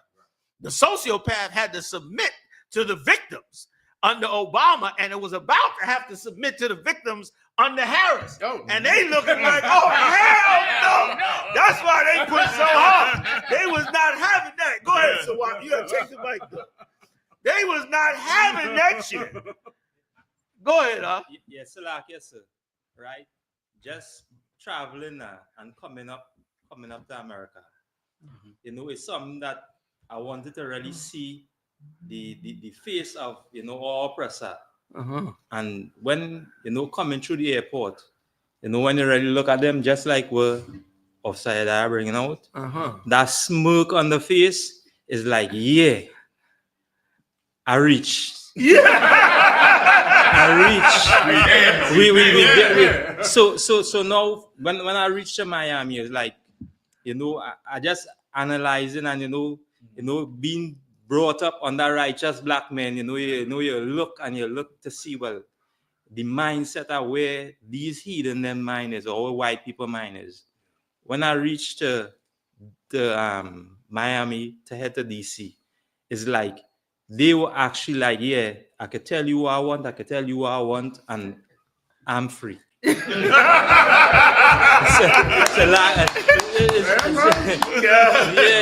Like they in a different mindset. Like your humanity don't matter no more. I can do whatever I want. That's why the Edomites be coming up to them cats at the door. Black cat, he trying to deliver a package. Who are you? What are you doing here?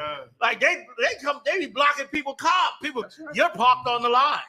Yeah, I'm not moving my car until an officer comes here. You're gonna get a ticket for this. Like they feel that abuse they doing, them Karens, that shit feels normal because they've been able to do it so long. You know what I mean? Like this country has a collective mindset of a sociopath. That's what's going on here. Salakia. I yield. Who's up? Please. Oh no, I think we done on that, right? Oh no. Finish it out on why he got 70 years, please. A 36-year-old Texas man was sentenced Wednesday to up to 70 years in prison after he was found guilty of 2 counts of harassment of a public servant for spitting at police officers. He spit at the cops. Go ahead. Larry Pearson was initially arrested in May 2022 on multiple charges, including harassment of a public servant, assault, domestic violence, and violation of a protective order. Right. He had problems. He was not, an innocent cat, supposedly. You know what I mean? He was violating a protective order, probably arguing with his woman, going back and forth. He had some problems. Go ahead. Khan says, while he was detained in the officer's vehicle, Pearson started kicking at the doors. 2 officers opened the vehicle door to tell Pearson to stop, and that's when he spit at them. They opened the door. He freaking out in the back of the car. Probably got some mental illness or something, or some withdrawal off of drugs or something, and he's going off. You understand? But did he deserve 70 years? Keep on going, you die. According to multiple reports, Pearson continued to spit after arriving at the Lubbock County Detention Center. During closing arguments at Pearson's trial, Gorman asked the jury to consider sentencing Pearson to a number of years that would send a message to Pearson and society. Pearson's defense attorney. Now they want to send messages now. And they ain't talking about all society. They talking about black society. I want to send the victims a message. Send these slaves a message. If you ain't gonna be spitting at no white man. Go ahead. Pearson's defense attorney, Jim Shaw, implored the jury to consider that the sentencing was for a simple misdemeanor and a circumstance that got out of control. Go ahead. He tried to make the white argument, but that ain't a white defendant. Go ahead. Due to prior convictions, the minimum sentence Pearson could have had was 25 years. You're not going to get 70 years for something like this when you've never been in trouble before, the prosecutor, Jessica Gorman, said. If you're going to live the rest of your life So like, if you're going to live the life of crime, you're going to have to do that among the criminals in prison. 70 years. Like, he didn't deserve no mercy according to us. Like, but if that was a white defendant, brother, and I see them cases on them white defendants, brother, they be getting low time. You got Edomites out, murder somebody, get out in 6 years, get out in 8 years. Done murdered somebody. Jake murdered somebody and don't never come home. Go ahead. Was that it on that? That's incredible. I just want to read a couple of these more of these comments. Everybody jumping in and chiming in. YAHUAH said, then we as black people start self-loathing. Good point, YAHUAH. We start self-loathing, which is all that depression you hearing about in society today. All of that is from years and years of psychological abuse. It's intergenerational, just like it's intergenerational of them to be have no empathy and to be so vile towards us. Is also in us to be depressed and to be a ready-made victim, to act out, to commit criminal acts, to get on drugs, to go into the dark side of society. All of that is on us intergenerationally too. Like we've been conditioned to how to move into the position of the victim. So YAHUAH, you got a good point. Metro EV Charge said this: they studied psychology and knew that the oppression would compel people to get on drugs to escape. They studied this for 30 years. They've been understood it. Picard said this, if I could real quick. Every year they come up with a new standard. The truth is the only thing that is consistent. Well said, Hebrew. Well said. That is true. Sloppy, you got it. Well said. Go ahead, Yedai, please. Unless anybody else is trying to jump in. Bishop T.D. Jakes experienced health incident on stage after sermon. Church says he is stable. Go ahead. Jakes was speaking with churchgoers at the Potter's House of Dallas on Sunday, November 24th. It says T.D. Jakes, a renowned Christian pastor and motivational speaker, experienced a slight health incident after delivering a sermon this weekend. They sold that building. They had a big church right next door to us. And they sold that building so fast. That sign was up for 1 week. Sign was gone. They got rid of that building. Like that big sissy sitting up in there, brother, worried to death about them P. Diddy tapes coming out. If I could, sir, also, I forgot about this just now. There was a video on the internet of some cat talking about how he sexually assaulted him when he was 16. Yes. I forgot about that video till yes, just now. That was all over the place. Yes, it was. Now he's having a stroke now. Yeah, now he worried because for sure that is all over the place. That cat, and the cat said how T.D. Jakes came, he called him in the room or something and grabbed him and kissed him in the mouth and told him some real evil shit. Said something like, I won't have sex with anybody else in here but you. Yes, he did. While I'm in town. I don't think while he's in town, but almost like you tell a woman, I ain't gonna mess around on you. It's just gonna be you and me. And the cat ain't even a sodomite. The cat like, what the fuck is this? Like he ain't even a sodomite, but T.D. Jakes then grabbed him, kissed him, and told. Hey, listen, I wish we could find the article because he said TD said you mine. Somebody find thou art a prophet of the Lord. Like find that article if you could.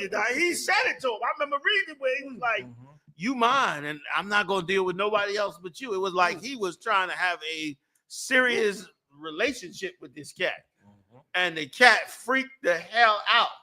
And of course, the black Christian women turned around and told him, that ain't true. They still think Michael Jackson wasn't no sodomite. So they dumb. Them Christians in the church is dumb as a stick if they believe that stupidity. You understand? They did the same thing with the other cat, the other cat that dressed in purple too. What's his name? The muscle bound cat and Speedos. Who?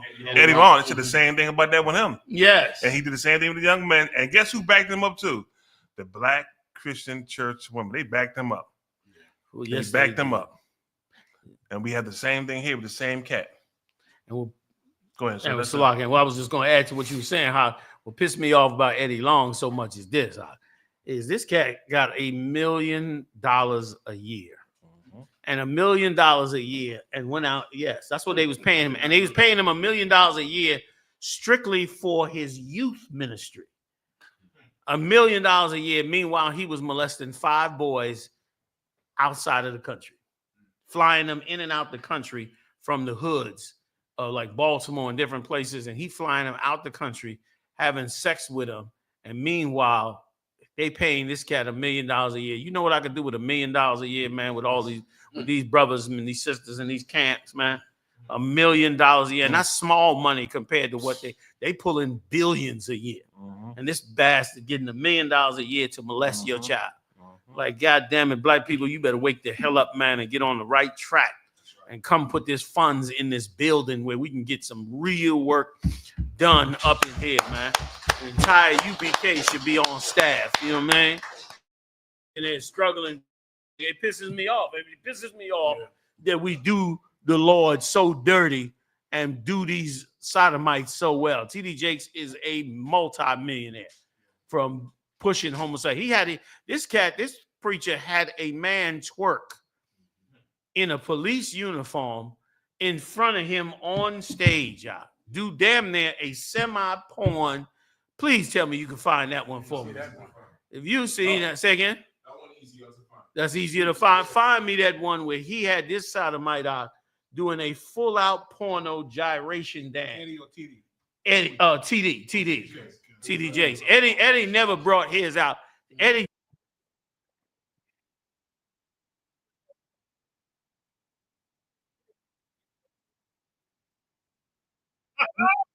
What?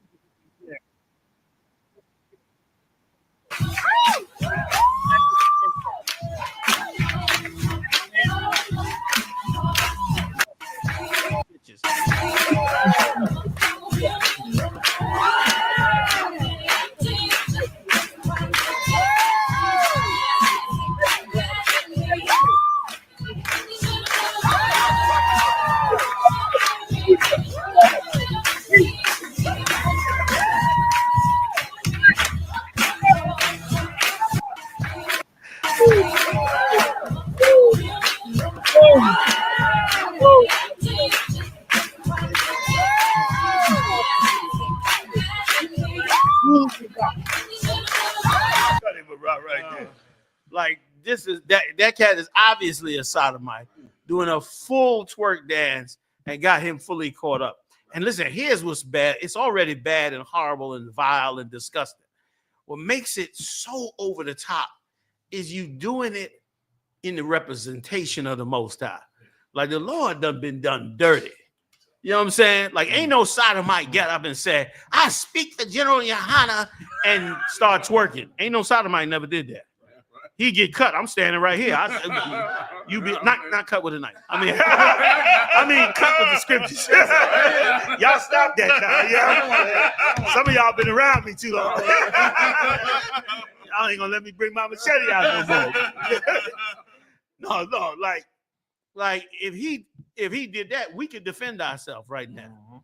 But he do it to the Most High, and then you got to figure out, is he with the Lord or is he not with the Lord? And that's evil on another level. And it is why so many of them got to be punished for the wickedness that they doing. I yield. I'm done on it. If I can say one quick Please, thing, you sir. know. I don't know if Christians understand this, that go to church and support Christianity. You know, all of these sodomites that you have in the Christian church, they could simply go find other gay men to have sex with outside of church. Yeah. Like, I wonder if Christians ever realize that Eddie Long could have simply went on Backpage.com, countless websites, countless places you can find illicit sex from. Why do preachers always have their sex in the church? Because even if they're so-called gay men, they could go find other gay men. You could go all over the place. Every white man is doing it who's not a preacher. White stockbrokers and white politicians, they go out and go find gay men to be gay with. Why do preachers do it in the youth program? If I could. Please, sir. Salakia. Come on. That, what you just said, give it up for General Miles. What you just said is so heavy in that. What you just said is the textbook proof that it's a demon. Because the demon does not want that sodomite to just have a homosexual relationship. The demon wants young men that seek God to be molested and turned into sodomites. That gives the demon the most power. The young men that come up in here, they mama's dragging them in here already halfway effeminate, and they trying to learn about God. And this closet homosexual is sitting in the pulpit using his authority and influence as God to now abuse these young men and these young boys, and now turn them into sodomites. And I guarantee you, the dancer that just was dancing in front of him was one of those young boys in one of those churches who was molested.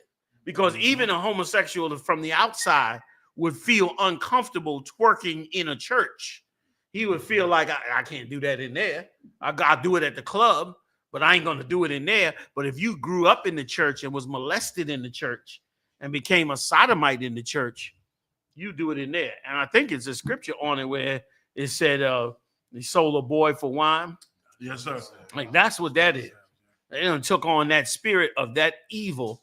And this is why the church, the Christian church, is so evil, and why this for every Hebrew Israelite that's with us in this truth. Like, this is why you should never bow your head to Christianity or ever feel ashamed about calling it the vile and disgusting religion that it is, because it is destroying us, and it's destroying us so well, and it's supported so well that we was about to elect a East Indian as president of the United States who was clearly, openly touting making our sons sissies and killing our babies.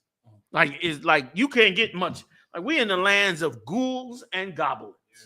You understand? Like, we in the land where they ready to drug your son and make him a sissy. And that's supposed to somehow make the country better. Like, this is insanity we dealing with here. This is mind madness we dealing with in this place, and why men of God got to stand up. Men of God got to be willing to put it on the line to bring forth the truth. Men of God, we have to build ourselves up to the same influence and power that they had. And we do it by teaching our brothers and sisters until they wake up on a level where this is intolerable again. It was a time when this was intolerable. It was a time when if you was a sodomite in church, you had to hide it. That's where the down low starts. Right. You had to hide it. You couldn't be openly, flamingly gay in the church. Right. But the problem is now they've pushed it so well, it's open in the church. And here's the thing that's so messed up. You're going to let a white supremacist racist now teach you morals. Like, Donald Trump going to turn around and bring the Bible back into school. Like, you're gonna let the devils who did everything evil with the Bible, you're gonna put them back in. You now gonna force them back in charge to now be your moral compass, which of course is just a recipe for disaster. Insane. I yield. Salakia. That's why Jeremiah 23:1, you gotta get that from real fast. The Lord said how he gonna scatter the flock. Like, no, I'm sorry. The pastor scattered the flock of Israel, but he gonna come see you for what you did. That's why you see what happened with Eddie Long, how he deteriorated in front of your eyes real fast, and that was quick. So he got sick and was like gone. And that's why you see T.D. Jakes going through what he going through, even though some of it's the show because of what he doing, but he being destroyed slowly inside from the Lord for what you did. Like all these so-called pastors in the Christian church, you fake Israelite group. All y'all out there, same to all of y'all, man. You know what I mean? Just like Titty Jerks was twerking. Eddie Long was twerking in purple. There's another cat that was twerking in purple too. That's a fake Israelite. He did the same thing. He got a damn twerked and everything too, like it was funny. It ain't funny, man. Like y'all playing with the Lord's chosen people.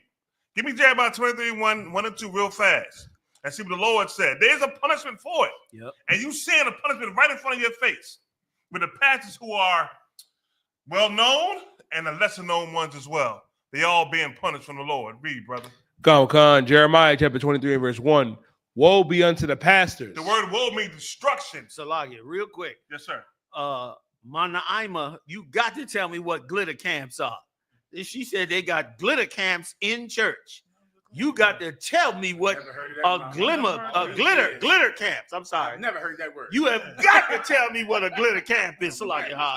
I don't know. We're gonna wait for her answer. Because I never heard of that one. That's a new one on us. Go ahead. Go ahead, brother. Woe means destruction. Go ahead. Con, that destroy and scatter the sheep of my pasture. You know what is scattering and destroying the sheep of the Lord's pasture? Who are the 12 tribes of the nation of Israel, Black, Hispanic, Native Indians? Christianity. And all the things that come with Christianity. All the illicit sex and lewd parties, the homosexuality. You let a heathen get up in church and say, and that downgrade black men, you know what I mean? And then all of a sudden now he's telling you that you can be come out and open with the whole homosexuality. Now here we go. You know what I mean? They're not hiding no matter where they go. Like it's right with God. It's not right with God. God don't love it. And because you're doing these things, the Lord said destruction gonna happen to you. Go ahead. Saith the Lord. Mm-hmm. Therefore, thus saith the Lord God of Israel. Now, the Lord is making these comments. We're not making them. We're telling you what the Lord say do. Our job is to bring you the truth according to the Most High. The Lord is saying these things gonna happen to you. We're not making this happen to them. You understand? The Lord is making it happen for what they have done. Like there's a punishment for the evil you do to God's chosen people. You can't get around it. You can't sugarcoat it. You can't pay your way out of it. These cats was millionaires and still court the judgment from the Lord. Right. If TD Jakes had any honor, he would have told his people, back up, let me die. If he had any repent.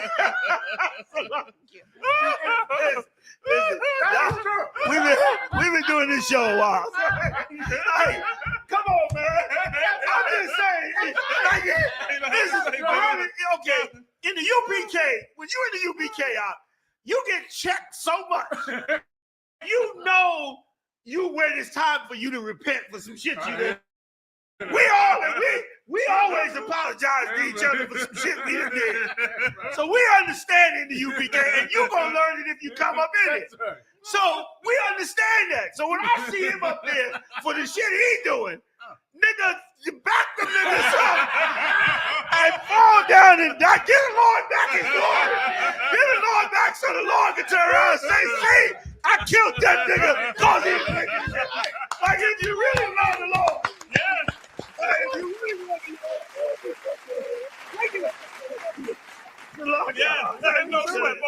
Sorry. Please. Give me verse 2. Let's get through it. Go ahead, brother. Come. Against the pastors that feed my people. You feeding the Lord shows the people, but you feeding them filth. Things that are destroying them. You know what I mean? You like the scripture where it says you stay out of you keeping yourself out of the kingdom and you're keeping the people out of the kingdom too, but you're evil you're doing, man. That's the Christian church. That's you fake behind Israelite groups out there teaching lies and against the Most High, against what was really laid down here in the UPK, man. Continue reading. Come, sir. Ye have scattered my flock. You the one scattering the flock of the Lord. You doing that. Go ahead. And driven them away. You drove them away from the Most High. They ain't doing what the Lord say do. You got them out there teaching the law done away with. So ain't no law according to the Lord. This is why you can get in church and molest little boys now, because there ain't no law. God don't care. He love everybody. You know what I mean? You whoring out little girls. The same thing. Going both ways. Go ahead. Khan. And have not visited them. And you ain't came and told them the truth. When you visit somebody, you're supposed to visit them, help heal them, help get them right. And y'all not doing it. You feed them lies, hypocrisy. You understand? Stay away from the Most High. Go ahead. Khan, behold, I will visit upon you the evil of your doing, saith the Lord. And you saying it right now. You better think about what happened to Eddie Long. Yep. Them charges came against him, the boys he molested and raped, took out of this country, and he withered. I mean, his body literally withered away in front of your eyes. And y'all put him on a pedestal. You put him up there like he was Jesus Christ himself. You do the same thing to T.D. Jakes. You put him up on a pedestal until he sashayed across that stage and said, swallowed up. Y'all heard that? It kind of blew your mind like, what the hell did he just say? Yeah. Well, we've been telling you about him. The Lord said he's going to come see you for what you're doing. See you for the evil you're doing, man. The Lord loved the people he chose. I'm going to tell you something. He loved these 12 tribes. He loved these Black, Hispanic, and Native Indians. And you the ones out there that's leading them astray, the Lord going to come see you. He going to come see you. And if you think what we're saying is not right, the proof in front of your face. It's in front of your face. And more going to happen. Just make sure, Israel, you're not part of it. Make sure that you don't be the one to get down with that head. The Lord said, man, you can come and mend your ways and change. And he's going to mend the death he got coming for you. That's it on that, sir. Hey, give it up for Haas. That's heavy.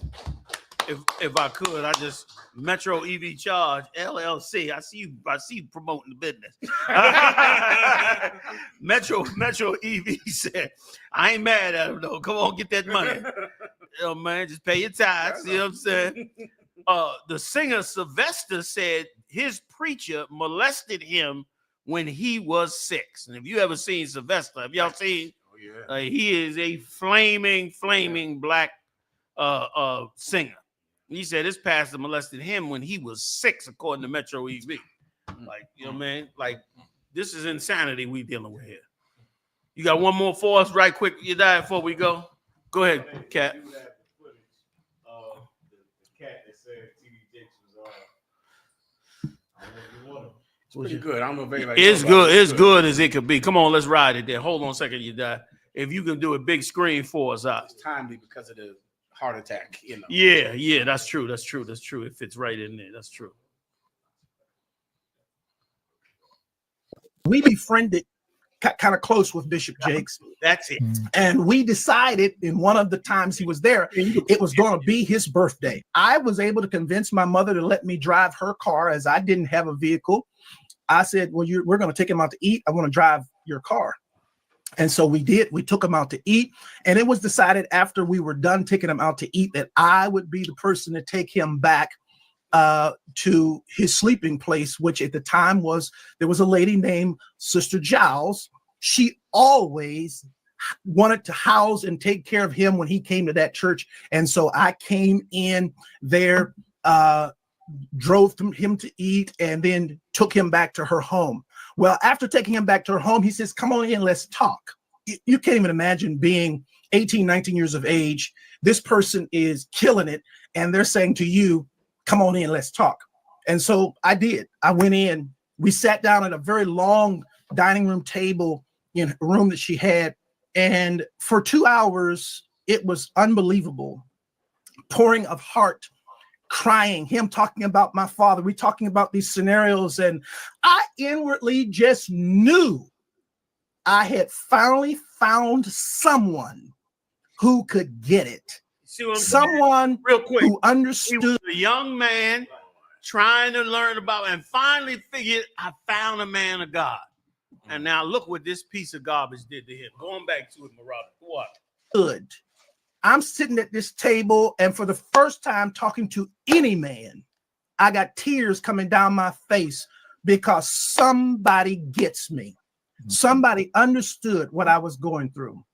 Well, after sitting there and having this long discourse with him, I finally look at my watch and I'm like, oh my goodness, I got to go. I got to get this car back to my mother. She's going to kill me. So I said to Bishop, I got to get up.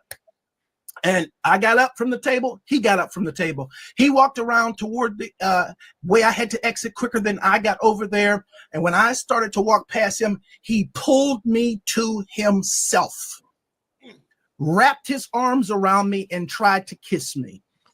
And in that moment, I literally died. I could not. I tell you, to this. He lost his humanity in that moment. And brother, that's going on with thousands and thousands of young boys. And let me tell you something else. These child molesters get out of church with their shiny new car on Sunday, and they be cruising the neighborhood and looking for young boys. And a lot of these young boys, they walking around, they playing They doing whatever they doing, and these bastards is preying on them. You know what I mean? And giving them different little things, and before you know it, they done been molested by these fools. Like, this is an evil, wicked, disgusting religion that we done been poured into as though it was righteous. And brother, the bloodbath coming from on high, not us, but on high, is going to be biblical. Go ahead, I'll finish it, Marah, please. Day, I can't remember how I got out of that place. But I remember driving home with all kinds of crazy thoughts and what in the world am I going to do now? And I finally get home, get in the house, get in the bed. I'm going to try to go to sleep.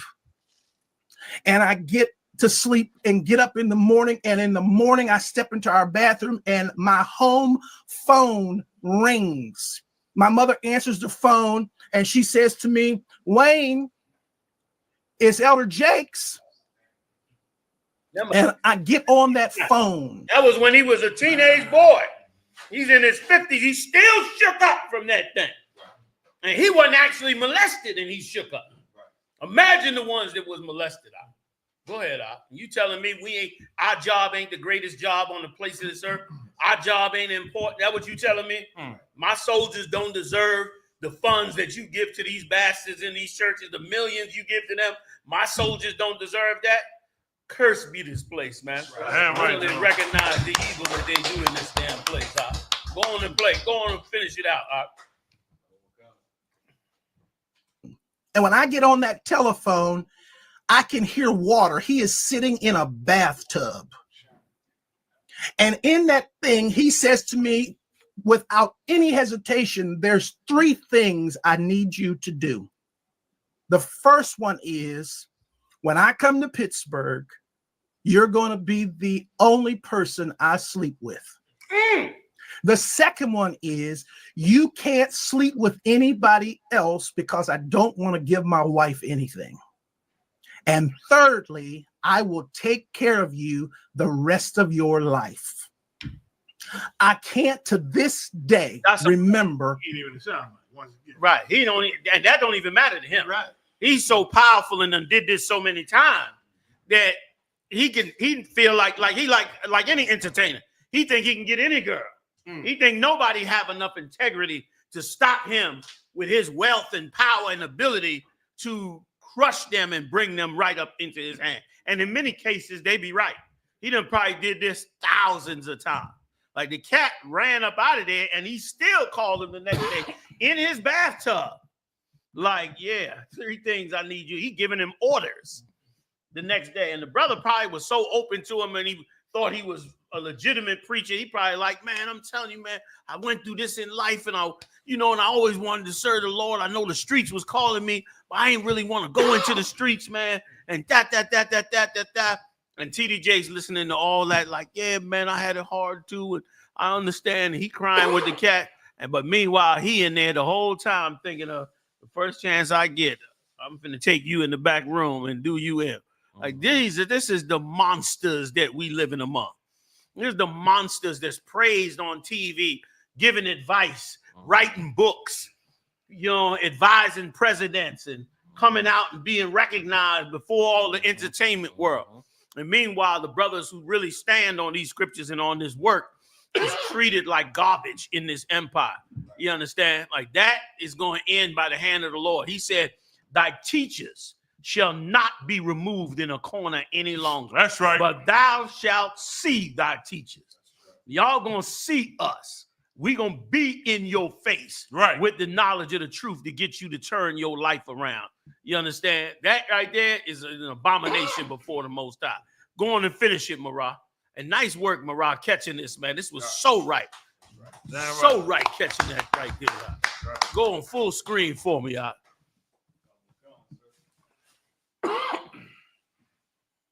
It's the same spirit on them cats in History of Susanna. That story. Same spirit on them evil cats. Same thing on them evil bastards. You so right. How I got off that phone, but I do know I made a decision that I wasn't going to the service that night. And eventually I told my mother, I'm not going to go to the service tonight. She says, no, no, no. You know, we got a rule in this house. If we go, you go. That's why I never told her what he. A bitch cannot slack you.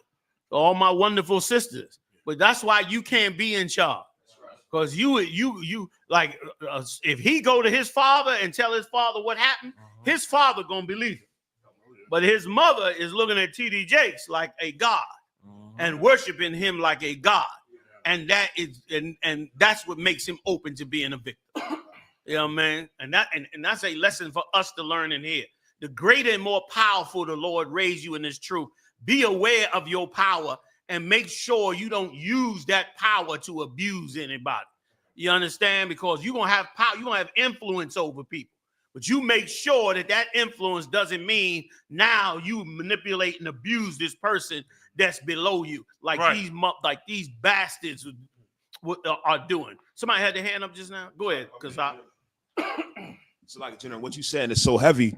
I remember being a young brother in church and having a desire to try to find the truth. Yeah. And I remember this, what he talking about, because he didn't have his father around, there was a certain void that he was trying to fill, and it made him vulnerable to predators like this. Yes. And I thank the Lord for my father, because I remember all the brothers around me in church were like him. But because I had my pops, I was able to see, hold on, that's gay. You know what I'm saying? That's off. You know what I'm saying? So it kept me from falling victim to a lot of things all the brothers around me fell victim to, because I had my pops in my life. And like you said, this is why Black, Hispanic, and Native American men got to be in the house. They got to have. Like that's why we fuck them church. Fuck that church shit. You understand? We got to be in charge to raise our own kids up. You know what I mean? We going to some big whorehouse with all these sodomites and all this garbage going on and destroying us, when all we need is, just like we said that the brothers got that clip. We need a black man in the White House. We needed a black man in every black house. That's right. Like, that's exactly why they captured that damn clip. Because that's exactly what we need. We don't need this. Go ahead, General. I know it's late, but I remember it's a show that you and your dad brought out, General. That Hollywood show where the kids was getting molested and all that. Oh, there was a part where the Nickelodeon, right? The father was taking his son. He was becoming an actor, and he came up. It broke my heart to watch this. He said it got to a point where this sodomite convinced his son to fire the father as the manager, and the mother, and got the mother to agree. And so the mother said, listen, the boy don't want you to manage him no more. I'm going to take over. I'll take him. So the mother would send him, but she wouldn't be watching him like she was on drugs. And brother, this man said, when I sat there, when my son told me, we there in the studio, my son told me he didn't want me to manage him. I said, son, is this what you want? Because the father saw this cat was a sodomite. And so he was pushing up on his son, like it was trying to separate him. He said, I don't want him near my son no more. I don't want to do this. So now he causing trouble in the set. And so they plotted to get rid of him. And when they finally got rid of him, the father said he sat back and looked at his son, and it tore him up. But he had to let him go because the son wanted it. Brother, I paused it too. I said, click. When they got to that part, I said, click. I had to step off because I knew what it was. Oh my God. Go ahead. Let me let you finish. If I could. What was so horrific was when he came back, they interviewed him with his father afterwards. And y'all know him. He's the cat that played in Dune. You seen the movie Dune? Or that new one where the cat is like a wizard? The main guy? Dreamer? The main actor. The main actor. The main actor. Oh, he's a super. Factory. He's a ridiculous star. Yeah. Now that they done did everything, like that cat right there, he's a super duper star now. And brother, when he said this is what he said. He was sitting there with his father. I could almost not even watch it afterwards. He said, the reporter said to him, well, what actually happened? You know, what did they do to you? He said, I want you to think of every single vile and violent sexual thing you could think of. They did more. That's what he said. He said that sodomite, if they could show the picture of that sodomite who was the one pushing up on him. This cat is on Nickelodeon. He's laughing, and he's like a chubby cat. He said that cat was a violent sexual rapist. Like he finally got that cat to that mansion out, and he didn't just have sex with the cat. He brutalized him and beat him up and tortured him, and they would call him to the house. He passed him around to a whole ring. Like they just devastated this kid. Passed him around. They had a whole ring of sodomites who this guy who's in Nickelodeon would recruit you to come be in this ring. And then they would come and all of them would just rape and abuse you in every kind of way. And listen, and they would help you make your career be amazing. Like he became more successful than all of them. No, not him. Is it him? That's him. And they said this motherfucker is still on the sets of these. They done did the documentary and everything. He's still on the sets. That's him. That motherfucker right there is the Satan incarnate. Come on, you guys. If I could, sir, Right? so Go ahead. Go ahead. if I could, sir, what was so heavy about it when he got convicted of the Drake Bell stuff? Yes. You know what I mean? He did his year like at home. He got hired by Disney right after that. He still worked for him. Like that world right there, the world of Satan. And they had a black boy on there. Well, I credit to his mom. His mom saw that bullshit up in there and he took him dragging and screaming. He did not want to give up his career. He was like, Ma, I can't, no. She said, damn that. Pulled him out of that shit. 2 years later, the story came out. He thanked his mother like, Ma, I don't know what you, because they just thought she was just some old angry bitch, always raising hell on the set, but she was raising hell because she saw this shit coming. And that kid wasn't the only one. It was a bunch of them. And the documentary's insane. And they said the cat was doing like sexual scenes, like getting orgasm doing. The kids had it was some shit it with was the gel or pudding, but it was like some shit skeeting on them and all nasty. And they said, this was cucumbers hell. and some all kind of shit. It was like nutty nut shit. It's a lot here, you know. Once again, who gonna protect us from this? Who gonna protect us from this? If you don't raise up Black, Latino, and Native Indian men to sit over this nation with a moral compass to protect the Lord's chosen, then they're gonna all end up in TD Jakes' hand.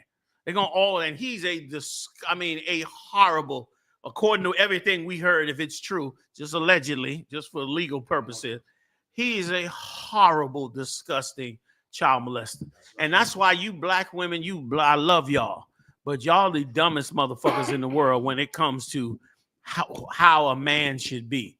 Like you should never, that's why God put it in order. You understand? And said, give me the scripture where it said, unto thy husband shall be thy desire. Like this is in the book of Genesis, because you black women, you cannot be in charge of no churches. You cannot be running no churches. You cannot be sitting up there putting sodomites in them churches. You cannot be doing that. Your job is over. I pray God shut all your churches down. That's right. Because every one of them, is filled. It's become a haven to harbor sexual predators. Please. And if those women out there, if you claim to love women, you better make sure you have a UPK man in your house, because this is only news because it's a boy. Yeah. If this was a little girl, it wouldn't even be considered taboo. You right. If this is happening to boys, You're right, and it's making the news, when you a girl, I bet it's not even considered strange. No. It's going to not even be considered a weird sexual fetish. It's going to be just what you do when you're an 11-year-old girl in Hollywood, and everybody it's not going to make the news at all. If it was a girl, it wouldn't even be anything to talk about. The perfect example is that one girl. What's the name? The white girl singer that she had to get emancipated from her parents. Britney Spears. She one of them. She one of them that was in that. Was she a Mouseketeer? She was on Disney one of Channel. those, right? One of them little, them shows. Yeah. They all messed up. Miley Cyrus, them little twins. Them twins. The Olsen twins. Them two. They won't even be straight. Yeah, the sexual orgies they come out it's with. just going to be, everybody's doing that. It's strange if it's a boy. It's at least a little taboo. Yes. An 11-year-old girl, nobody even is going to care. Nobody's going to even think about it. And that is the Puff Diddy story, the tunnels in New York under the so-called Jew, all that. Go ahead, mashiach. Take the mic over here. Remember, you had white girl, is it Brooke Shields or Brooke Shields was another one. Remember they had She her was a naked. young model. I remember her. Britney Spears. But they put her in a magazine and she was naked. It's Brooke Shields remember or Sidney Brooke Crawford. Shields, One of them. She was like 11 years old. She was 11 years old, naked. I in think the it was magazine. Brooke Shields. And it wasn't special. It wasn't Here's my special. point. It wasn't strange. Yes, they was in. I remember growing up with Brooke Shields. Yeah. They was, them child molesters was insane over her because she was a kid looking like an adult. That's right. That's why that one that got murdered in the house in Colorado. I don't believe it was the parents.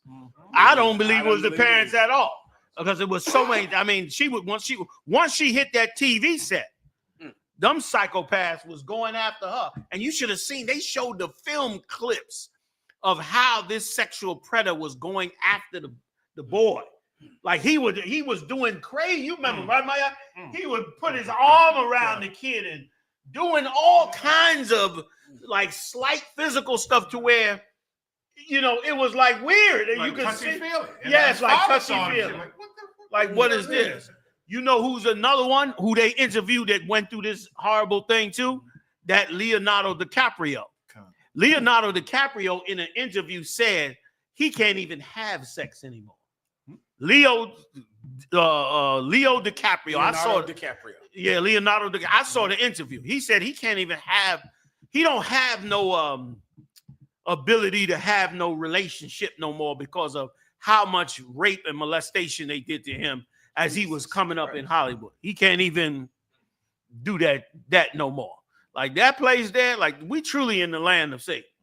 We truly being led by the demons of all hell. Hey, listen, I want to thank everybody for participating. The chat room has been bigger than it's ever been before. I couldn't even begin to read the different comments, but big shout out to everybody that got up in the chat room, man. Big shout out to the heavy hitters in the building, General Muhammad, General Micah Allah, General Hazayan in the building, and my main man coming up from Trinidad, so walk your Allah in the building, holding us down. With the captain holding him down, Captain Mashiach and Officer Kazak Ayman, and of course, we could not say enough about the mighty team that be up in here with us. Officer, right, just let everybody. Officer Ayman, y'all. Officer Madam, y'all. And we got the young man up in the building. He ain't young no more, my He a college student. He holding about 250 pounds of muscle now. I set him downstairs. He got about that chair. I said, well, goddamn. He look like he's benching a building up there. Officer Yuwanathon, General Micah Allah's son, man, in the building, holding it down with us, man. Hey, man, I appreciate all of y'all coming out and joining us this Monday night. Please pay your tithe. Keep up on the notices, man. We going back to Boston. We going to hit Atlanta again. We doing Passover in Atlanta, holding it down. Big shout out to Captain Kaposh, rolling out there in the Caribbean, holding it down. Big shout out to Captain Ashaparium, doing it up in Puerto Rico and Dominican Republic and Haiti as well, and all the brothers. Yatazak, General Kobala Mob, all of them holding it down, man. Hey, man, we'll see y'all next time live on the UPK, y'all. Let's enjoy. Talk to y'all soon. Shalom. Y'all getting the clothes ready, man? The Most High Christ, man. Commander, I appreciate y'all service, man. Look, check it out. You see what's going on behind me? Only Commanding General YAHANNA and the I.S.U.P.K is getting this done right here. That's why you got to make it down to the Menominee Reservation for our 4th annual winter provisions giveaway. We're going to be again on the Menominee Reservation giving away winter gear for free for any so-called Black, Hispanic, and Native American that is in need of winter gear for this winter. Make sure to catch us there December 14th, 10 a.m. to 4 p.m. We're in partnership with the Menominee Casino and Resort that's going to be giving us access to their ballrooms 3 and 4. And also, we're going to have 100 hot servings of food for anyone that is in need of it.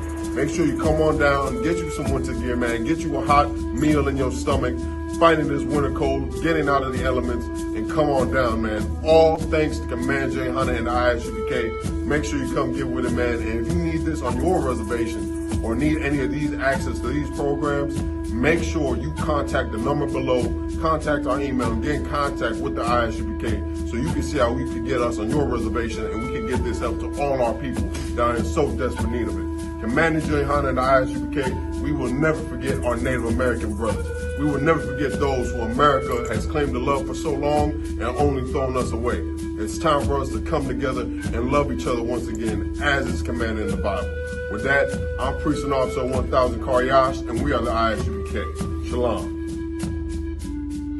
Shalom. Quick update for everybody, just to let everybody know, the Potawatomi tribe has also jumped into the fold in assistance for the 4th annual Winter Provision Giveaway on the Menominee Reservation. They send in, of course, help and aid as well in conjunction with the I.S.U.P.K. So we just had to shout them out and let them know for opening up their hearts for their brothers and sisters, because this is more bigger than just one tribe. Right now, we've been doing this frequently on the Menominee Reservation, but of course, under Commander YAHANNA, we're reaching out to every single reservation in the United States and in Canada. If you are a so-called Native American Indian and you need help, you need this type of movement and resources on your reservation, make sure you get in contact with I.S.U.P.K. We're going to make sure you get what you need. With that, shalom.